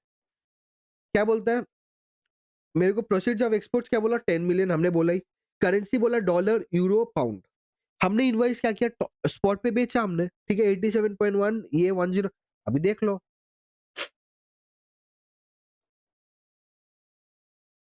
हमारा ये रेट था बराबर। हम डॉलर क्या करेंगे, हम डॉलर को क्या करेंगे, खरीदेंगे ना अभी, बराबर। डॉलर को हम 87.10 पे बेचेंगे, बराबर। यस और नो। हम, भाई मेरे, मैं डॉलर लेके करूंगा क्या, मैं तो डॉलर बेचूंगा, क्या करूंगा, 87.10, 1015, 116.165, बराबर है।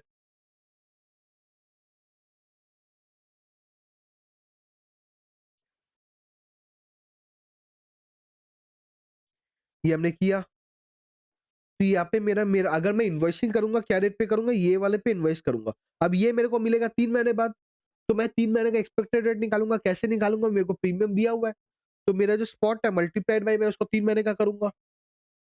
7% पर एनम बोला था, तो अगर 3 मंथ्स होता मतलब क्वार्टरली है, तो 4 डिवाइड बाई 4 करूंगा, बराबर। तो यहाँ से मेरे को मेरा कन्वर्शन रेट आ गया, इस पे मैं मल्टीप्लाई किया। तो भाई सबसे ज्यादा फायदा किस पे मिल रहा है मेरे को, डॉलर पे करने पे। अगर मैं इन्वॉइसिंग डॉलर पे करूँ, सबसे ज्यादा मिल रहा है उस पे, तो मैं डॉलर पे इन्वॉइस करूंगा एक्सपोर्ट को। सेम चीज मैं इंपोर्ट के लिए करूंगा।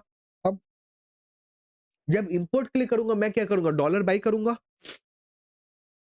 जब मैं इंपोर्ट करूंगा भाई, अगर मेरे को इंपोर्ट करना है, मेरे को पेमेंट करना है, तो मैं डॉलर, मेरा फॉरेन करेंसी को मैं बाई करूंगा, तो सेकंड वाला रेट लूंगा, 87.2101। यहाँ पे ये किया, इस पे मेरे को इन्वॉइसिंग आया, फिर मैं इसको कन्वर्ट किया, कितना मेरे को पेमेंट करना है, सबसे कम कहाँ पेमेंट करना है, इस पे करना है, पाउंड्स में करना है। तो मैं एक्सपोर्ट करूंगा डॉलर पे इन्वॉइसिंग, पाउंड्स पे करूंगा इंपोर्ट वाला इन्वॉइसिंग। समझ आया क्या, हाँ या ना? यहाँ तक समझ आया, यस और नो? यस से समझ आया। 11 समझ आया, बोलो बाबू बोलो, समझ आया, ठीक है। 12 करते हैं। क्या बोलते हैं, X limited is studying the possible acquisition of Y limited by way of merger, the following data are available in respect of both the companies. मतलब एक्स लिमिटेड को क्या मन है, एक्स लिमिटेड को मन है कि भाई वो इंपोर्ट कर, मर्ज करेगा। तो मेरे को एक्स वाई जेड का दिया हुआ है, एक्स वाई का वैल्यू दिया हुआ है, एक्स का डिटेल्स एंड वाई का। You are required to calculate the swap ratio based on EPS and MPS respectively as weighted of 40 and 60%। मतलब पहले तो मैं ईपीएस का निकालूंगा, स्वैप रेशियो ईपीएस के हिसाब से क्या आएगा, फिर मैं निकालूंगा एमपीएस के हिसाब से, उसको वेट से मल्टीप्लाई कर दूंगा। स्वैप रेशियो कैसे निकलता है, स्वैप रेशियो निकलता है टारगेट बाई एक्वायरर करके। तो टारगेट का ईपीएस चाहिए, टारगेट का एमपीएस चाहिए, एक्वायरर का ईपीएस चाहिए, एक्वायरर का एमपीएस चाहिए, बराबर है। तो स्वैप रेशियो वैसे निकल जाएगा, फिर उसको मल्टीप्लाई करेंगे। पोस्ट मर्जर ईपीएस निकालना है मेरे को, तो पहले पोस्ट मर्जर ईपीएस के लिए मेरे को क्या चाहिए, अर्निंग आफ्टर टैक्स चाहिए, नंबर ऑफ शेयर्स चाहिए, दिया हुआ है कि देख लेते हैं। Post merger market price assuming same P ratio of x limited, तो आज का एक्स पी जो रेशियो का मल्टीप्लाइड बाई मेरा अर्निंग्स, बराबर। पोस्ट मर्जर गेन या लॉस इन ईपीएस, तो पहले का ईपीएस और नेक्स्ट का ईपीएस। तो मेरे को इस सब के लिए हमें क्या क्या चाहिए, अर्निंग आफ्टर टैक्स से नंबर ऑफ शेयर्स चाहिए। नंबर ऑफ शेयर्स दिया हुआ है कहीं पे, दिया हुआ है सर। अर्निंग आफ्टर टैक्स दिया हुआ है क्या, नहीं दिया हुआ है। और मेरे को क्या चाहिए, ईपीएस के लिए क्या चाहिए, अर्निंग आफ्टर टैक्स, ये मार्केट प्राइस के लिए क्या चाहिए मेरे को, मार्केट कैपिटलाइजेशन, ये भी दिया हुआ है। तो मैं क्या करूँ ना, मेरे को अगर अर्निंग आफ्टर टैक्स निकालना, मैं कैसे निकालूंगा ये बताओ मेरे को। ऐसा क्या चीज से मैं निकाल सकता हूँ, 60 किससे मैं करूँ।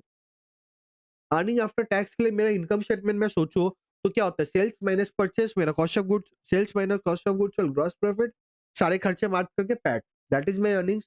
मैं क्या ऐसा निकालूं जहां से मेरे को मिल जाए, मेरे को यहाँ पे सेल्स निकाल सकता हूँ क्या मैं, बताओ। निकाल सकता हूँ कैसे, मेरा सेल्स बाय इन्वेंट्री है,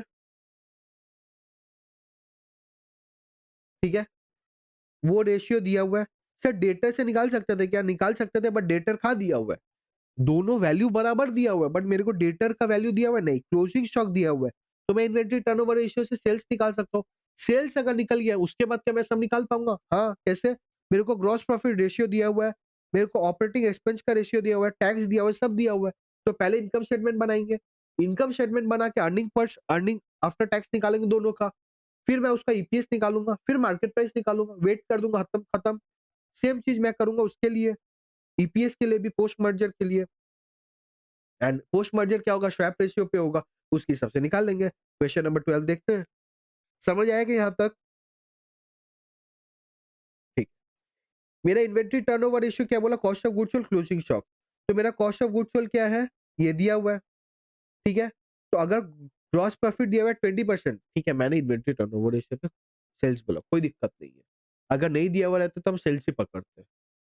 आज अगर मेरे को ग्रॉस प्रॉफिट वगैरह का कोई डिटेल नहीं दिया तो हम सेल्स पकड़ते हैं ना, कोई दिक्कत नहीं है, ठीक है। सीओजीएस में 20% है, अगर सीओजीएस मेरा ये निकला, अगर ग्रॉस प्रॉफिट 20% है तो सीओजीएस मेरा 80% है, तो सेल्स कितना आएगा, ये डिवाइड बाई 0.8, निकल गया मेरा सेल्स। अगर मेरा सेल्स निकल गया, ऑपरेटिंग एक्सपेंस माइनस करके, ईबीआईटी माइनस करके मेरा अर्निंग आफ्टर टैक्स निकल गया, ठीक है। अर्निंग आफ्टर टैक्स निकल गया तो मेरा ईपीएस निकल गया, earnings divide by number of shares. Market price भी निकल गया, मेरे को मार्केट कैपिटलाइजेशन दिया हुआ है तो पहले से ही पता था। पी रेशियो भी हम निकाल सकते हैं बराबर, मेरा market price divide bye earnings, ये भी निकल गया मेरा, ठीक है। तो स्वैप रेशियो हमने क्या बोला था, स्वैप रेशियो होगा ये मेरा अर्निंग्स कितना है, ईपीएस कितना है इसका 8.34, ये इन्होंने गलत दिया यहाँ पे, ठीक है, ये 8.34 होएगा। तो 8.34 मेरा टारगेट बाय एक्वायरर 4.74 बाई 8.3, ये 40% था ईपीएस, एमपीएस था 60%, तो ये मेरा स्वैप रेशियो आया, समझ आया। अब मैं अर्निंग्स आफ्टर टैक्स अर्निंग्स को ऐड करूंगा, मेरा 1 लाख था एक्स का, वाई का था 60 इंटू मेरा स्वैप रेशियो, ये करके मेरा पोस्ट मर्जर ईपीएस आया, समझ आया। पोस्ट मर्जर ईपीएस आ गया तो मेरे को बोला पी सेम रखना, पी क्या था मेरा 8.99, 8.99, 8.99 इंटू अर्निंग्स कितना था मेरा ईपीएस 6.03, तो ये मेरा ये आ गया। अब 8.34 पहले था, पोस्ट मर्जर 6.9, वाई का 4.74 था, ये 9.97, तो मतलब दो एक्स को नुकसान हुआ, वाई को फायदा हुआ, वही होता है, ठीक है। जो एक्वायरर होता है उसका जल्दी से फायदा नहीं होता, जो टारगेट होता है उसको ही जल्दी से फायदा होता है, समझ आया, यस और नो? यहाँ तक समझ आया क्या? क्वेश्चन नंबर 11 हमें क्या करना था, हमें जानना था कि भाई क्वेश्चन नंबर 12 में, सॉरी क्वेश्चन नंबर 12 में हमें क्या करना था, हमें जानना था swap ratio, swap ratio EPS निकालना है। ईपीएस के लिए क्या होता है, earning after tax divide by number of shares, number of shares दिया हुआ था, अर्निंग आफ्टर टैक्स नहीं दिया हुआ था।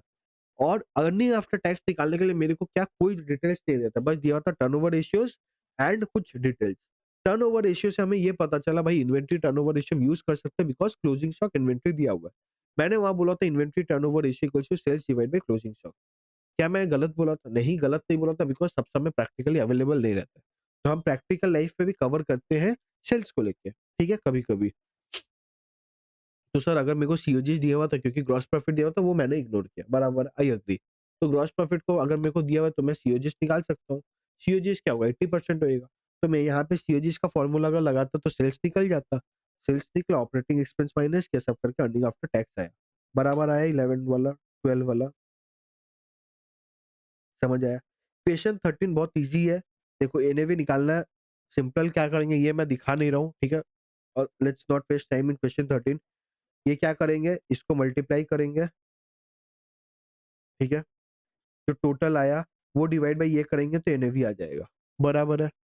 सेकंड में बोला चेक 2 करोड़ का देगा, ये पहले भी मैंने करवाया है, तो 36,000 शेयर्स खरीदेगा, मतलब 36,000 इंटू 528.80, मतलब 1.903680, इतना खरीद लिया, माइनस 2 करोड़, तो 9 लाख समथिंग कुछ उसका बैलेंस है जो कैश पे रहेगा, ठीक है। तो आप क्या करोगे, ये करके फिर ऐड कर लोगे, फिर आपका अज्यूम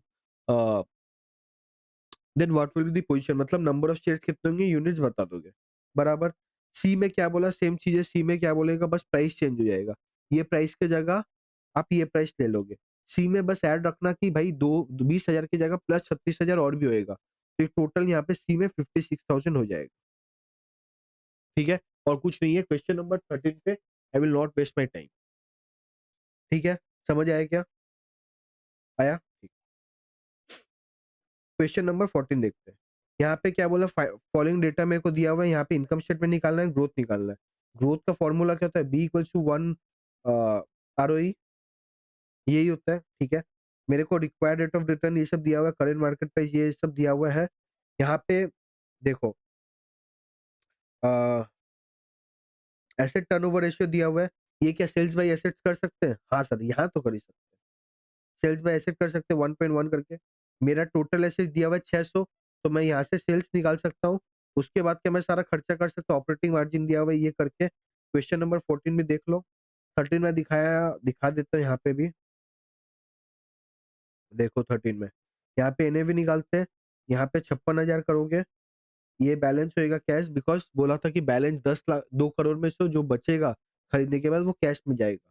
तो ये कर लिया, इसका भी ये यूनिट निकल के समझ आया। क्वेश्चन 14 देखो, सेल हमने निकाला, ऑपरेटिंग एक्सपेंस दिया हुआ था, ईवीआईटी निकाला, इंटरेस्ट माइनस किया करके रिटेन अर्निंग आया। ठीक है, आरओई कैसे निकलेगा? Pad bye net worth. पैड क्या है मेरा? निकल गया पैड 31.2। नेटवर्थ कितना है? 100 प्लस 300 400 लाख। तो ये मेरा आरओई निकला, तो ये मेरा एसजीआई निकल गया। समझ आया क्या? ये मेरा एसजीआई निकल गया। इतना समझ आया? बराबर है। क्वेश्चन नंबर 14 तक हो गया। ठीक है, हमारा प्रैक्टिकल क्वेश्चन हो गया। बस मेरे को लगता है क्वेश्चन 10 एंड क्वेश्चन 11 देखना। 11 क्यों देखना है? 11 में दो चीज है। जब मैं कन्वर्ट कर रहा हूँ एक्सपोर्ट को, तो मैं 3 महीने के हिसाब से कन्वर्ट करूंगा, और जब मैं इंपोर्ट को कन्वर्ट कर रहा हूँ, मैं 6 महीने के हिसाब से कन्वर्ट करूंगा। बस, और कुछ I don't feel that is important question 11 में। बट क्वेश्चन 10 अगेन फेथ वाला क्वेश्चन है, वहां पे कैंसिलेशन इंपॉर्टेंट होता है। कैंसिलेशन में हम क्या देखते हैं? Swap difference plus interest. ठीक है, ये मेरा अर्ली डिलीवरी पे बराबर है। ठीक है, अब हम करेंगे एमसीक्यूज। ठीक है, एमसीक्यूज करेंगे भी। क्वेश्चन नंबर 1 करते हैं। पहले क्वेश्चन पर लेके क्या बोला है? The securitise instrument issued for 10 million 100 million by the GIT falls under category. मतलब जो इंस्ट्रूमेंट दिया गया वो इंस्ट्रूमेंट का नाम बताना है। यहाँ से क्या है देख लेते हैं। Grow more limited and NBFC is in the. Grow more पता है ग्रो किसका कंपनी था? इनका हर्षद मेहता का। अभी भी ग्रो एक कंपनी पता है ना, जीरोदा जैसा, मतलब brokerage house. And hence it sold its receivable to Mac financial corporation for 100 million. मतलब ग्रो कोई एक फंड है, एनबीएफसी है, उसको पैसा का जरूरत है। उसने क्या किया? इसलिए उसने क्या किया, उसके जो रिसीवेबल्स है उसने एक एसपीवी को बेचा। This is called an SPV. MFC is called an SPV, special purpose vehicle, 100 million के लिए। MFC created a trust for this purpose called GIT. ठीक है, एमएफसी ने क्या किया? जीआईटी बोल के ट्रस्ट को निकाला, through which it issued securities carrying a different level of risk and return to the investors. अब क्या किया समझो। ग्रो ने बेचा एमएफसी को, एमएफसी ने क्या किया? जीआईटी बनाया। एमएफसी ने क्या किया? जीआईटी को 100 करोड़ दिया। ये क्या करेगा? ये अब सिक्योरिटीज को क्या करेगा? सिक्योरिटीज इशू करेगा। इस सिक्योरिटीज का, हर एक सिक्योरिटी का अलग अलग रिस्क होगा, डिफरेंट ट्रांचेस होते हैं बेसिकली। ठीक है, मेजाइनाइन, टॉप, ऐसा वगैरह होता है। ठीक है, through which it carried a different. Further this structure also permits the GIT to reinvest surplus funds for short term as per their requirements. मतलब क्या भाई, अगर कुछ एक्स्ट्रा पैसा मिलता है वो रिक्वायरमेंट के हिसाब से वो रीइन्वेस्ट कर सकते हैं, मतलब देना जरूरी नहीं है। ठीक है, MFC also appointed a third party security safeguard to collect the payment due from obligor and pass it to GIT. तो कुछ भी आएगा तो जीआईटी को देगा। It will also follow with defaulting obligor if required initiate appropriate legal action. अगर कुछ भी प्रॉब्लम होगा तो लीगल एक्शन रहेगा। The securitise instrument issued for the GIT is pass through certificates. नहीं, मेरे को सिक्योरिटी है, पे थ्रू सिक्योरिटी, सिक्योरिटी के हिसाब से देंगे बराबर है। शिफ्ट सिक्योरिटी है नहीं, डेट फंड तो है ही नहीं, तो ए और बी में ही होता। ये सिक्योरिटीज बोला है, ठीक है, कि भाई सिक्योरिटीज के हिसाब से देंगे, सर्टिफिकेट्स इशू किया नहीं है, तो बी होगा बराबर है। ओरिजिनेटर कौन है ये मेरे को बता दो। In the above scenario the originator is grow more है कि नहीं? क्या एमएफसी है? यस। क्यों एमएफसी है सर? क्यों एम हाँ एमएफसी बोलते हैं इसको। हाँ, क्यों एमएफसी? बिकॉज यही तो भाई एसपीवी बनाया बराबर है। In the above scenario the GIT is an obligor originator special purpose vehicle receiving and paying agent. Special purpose vehicle बराबर एसपीवी जो हमने बात किया। In the above scenario the safeguard private is an, जो मैं थर्ड पार्टी वो क्या ऑब्लाइजर है, ओरिजिनेटर है, स्पेशल पर्पस व्हीकल या receiving and paying agent RP है। बिकॉज ऑब्लाइजर तो है वो है ही नहीं, ओरिजिनेटर भी नहीं, एसपीवी भी नहीं, तो बचा वही। Which of the following holds true? When yield to maturity in market rises price of principal only securities tend to rise। जब वाईटीएम बढ़ता है तो प्राइस ऑफ प्रिंसिपल ओनली बढ़ता है। भाई वाईटीएम बढ़ेगा तो प्रिंसिपल थोड़ी बढ़ेगा, गलत है वो। व्हेन वाईटीएम राइजेस, वाईटीएम जब इंक्रीज करता है प्राइस प्रिंसिपल जो है वो फॉल करता है, ये सही है। इन्वर्सली रिलेटेड प्रोपोर्शन है, हम क्या बोलते हैं, इंटरेस्ट रेट बढ़ेगा तो भाई प्राइस गिरेगा, हम ये बात करते हैं। ये तो बोला था कि भाई ये भी बढ़ेगा ये भी बढ़ेगा, ये बोले ये बढ़ेगा ये गिरेगा, तो ये सही था। थर्ड वाला क्या है, when YTM falls the price of principal falls, ये तो ये बोलता दोनों गलत। वाइटम फॉल्स ये सेम, ये भी गलत है, सेम नहीं रहता, हमें पता है इन्वर्सली रिलेटेड है, चेंज तो होएगा ही, तो ऑप्शन बी है। बराबर समझ आया। इस बार का एमसीक्यू बहुत इजी है। इंटरनेशनल आईएफएम का देखते क्या है, ठीक है। क्या बोलते हैं, before applying multilateral netting it is necessary to apply. तो कुछ क्वेश्चन है, देखते हैं। अ यूएस पेरेंट कंपनी है subsidiary in France Germany UK Italy, ठीक है। कोई यूएस कंपनी है, उसके 4 जगह ब्रांचेस है। आपको याद होना चाहिए आईएफसी में हम इंटरनेशनल फाइनेंशियल मैनेजमेंट जो पढ़ते हैं उसमें हम क्या बोलते हैं, एक तो भाई इंटरनेशनल प्रोजेक्ट्स लेना चाहिए कि नहीं। अगर एक कंपनी के पास 2 से ज्यादा कॉर्पोरेट्स है, 2 से ज्यादा धंधे हैं, 2 से ज्यादा ज्योग्राफी में काम करते हैं, भाई मेरा कैश को मैं कैसे मैनेज करूं, इन्वेंट्री को कैसे मैनेज करूं, that is important. Now cash and inventory can be manage with the help of various factors. Netting कर सकते हैं, एक साथ ला सकते हैं, ऐसे बहुत कुछ कर सकते हैं, ठीक है। इनवॉइसिंग वैसे कर सकते हैं, तो there multiple scenarios we have talked about. तो भाई इसका 4 जगह है। The amount dues to and from affiliates is converted into common currency. ये क्या करता है, एक कॉमन करेंसी में लेके आ जाता है। कॉमन करेंसी क्या है, डॉलर है। And entered into following matrix, फिर फॉलोइंग मैट्रिक्स पे जाता है। क्या बोलता है, receiving affiliate, paying affiliate. France France को क्या देगा, फ्रांस जर्मनी को देगा, ऐसे करके है। The treasure of the US parent company suggesting that by applying multilateral rating system the company can save a lot of transfer and exchange cost. क्या आपको पता है, अगर मैं 1 रुपया भी इधर से उधर दूं तो भाई खर्चा लगता है। बराबर है, बीच में याद है न्यूज आया था कि यूपीआई में भी खर्चे लगने वाले हैं। सो हर एक कोई ट्रांजेक्शन आप फ्री में नहीं कर सकते हो। बराबर है भाई, बैंक ऐसे धंधा नहीं चला रहा है। अगर आप आज यहाँ से कोई को 100 रुपया देते हो, बैंक का सिस्टम में मतलब लूट जाता है, बराबर है, तो वो जो जाता है उसके लिए खर्चे लगेंगे, तो वो खर्चा के बारे में बात हो रहा है, ठीक है, तो वो बच जाएगा। The company's board agreed with treasurer's approval, ठीक है। From the following information given, ये मेरे को चेक करना है। Before applying multilateral netting it is necessary to apply. Multilateral netting करने के पहले मेरे को क्या करना है, यूनिलैटरल करूं, बायलैटरल करूं, मल्टीलैटरल।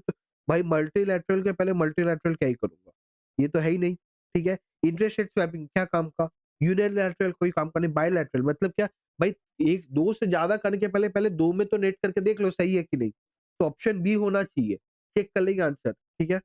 देखो क्वेश्चन नंबर 2 देखते हैं। Through multinational netting this transfers will be reduce to. क्या बोलता है, अगर मैं मल्टीनेशनल नेटिंग करता हूँ तो भाई मेरा जो रिड्यूस कितना से रिड्यूस हो जाएगा वो देखना है हमें।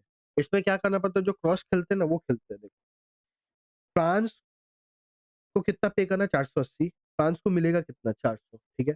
तो फ्रांस को पे करना 120, फ्रांस को मिलेगा 120, तो ये कट गया, बराबर। फ्रांस को पे करना 160, चलो छोड़ो। फ्रांस को पे करना है 200, मिलेगा 200, कट गया, ठीक है। जर्मनी को पे करना 80, रहने देते हैं 80। जर्मनी को पे करना 80, जर्मनी को मिलेगा 80, कट गया,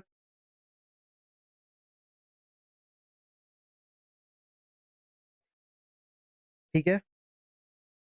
और 60 है क्या, नहीं। यूके को पे करना 120, यूके को मिलेगा 120, कट गया, बराबर। इटली को पे करना जर्मनी को 160,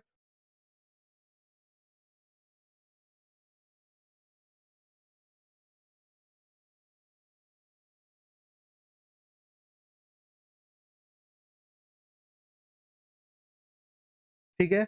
और इसको करना 160, तो नेट नेट पे कट गया, बराबर है। तो बचा कौन, 140 पे करना है, 60 पे करना है, तो 200 ही बचा ना। समझ आया, आंसर ये होएगा, देख लेंगे क्या है आंसर, ठीक है। बट समझ आया क्या लॉजिक है। हम देखेंगे हमको जो पे करना और नेट करना है, पे करना और रिसीव करना उसको काटेंगे, काट के जो बैलेंस बचा, अगर मेरे को पे करना बचता तो पे हुआ, ये मेरा पे वाला कॉलम था, तो यहाँ 60 बचे, यहाँ 140 बचा, तो 200 होएगा। तो नेट नेट पे हमको 200 ट्रांसफर करना है, बराबर। समझ आया क्या। द नेट पेमेंट या net receipt for France after meeting netting of. France के लिए क्या होगा नेट ऑफ करने के लिए, बस फ्रांस को देखना है, सब भूल जाओ। फ्रांस को कितना पे करना है, 480। फ्रांस को मिलेगा कितना, 400। तो फ्रांस का नेट ऑफ कितना होगा, 480 माइनस 400, दैट इज 80। बराबर। तो नेट पेमेंट करना है उसको 80, ठीक है। पॉइंट 4 देखते हैं ना, नेट पेमेंट या नेट रिसीट फॉर इटली, ठीक है, आफ्टर नेटिंग ऑफ। तो इटली का क्या है, इटली का है 500 भाई, उसको पेमेंट करना है, 380 मिलेगा, तो 120 नेट पेमेंट करना है, 120 है, हाँ सर है, बराबर है। लास्ट वाला, suppose if the transfer charges are 0.01 of the amount transferred, then buying applying multilateral network, this will be reduction in overall cost. अगर मान लो भाई मैं बोलता हूँ transfer charges are 0.1% of the amount जितना हम ट्रांसफर करते हैं, तो अगर मैं मल्टीलेटरल नेटिंग लगा दूं तो उससे मेरे को कितना फायदा मिल रहा है। तो पहले देखना है मेरे को टोटल ट्रांसफर कितना करना था, टोटल ट्रांसफर करना था मेरे को 1560, बराबर। नेटिंग करने के बाद मेरे को कितना ट्रांसफर करना पड़ा, 200 ही करना पड़ा, तो मेरे को नेट फायदा कितना मिल गया, 1360 का, इतना का फायदा मिला नेटिंग में, इसका 0.1% ही होगा, बराबर। तो 1360 का 0.1% कितना होता है, 1.36 सीआर, थाउजेंड्स में, चलो 1.36 थाउजेंड, ठीक है, यही आंसर, बराबर।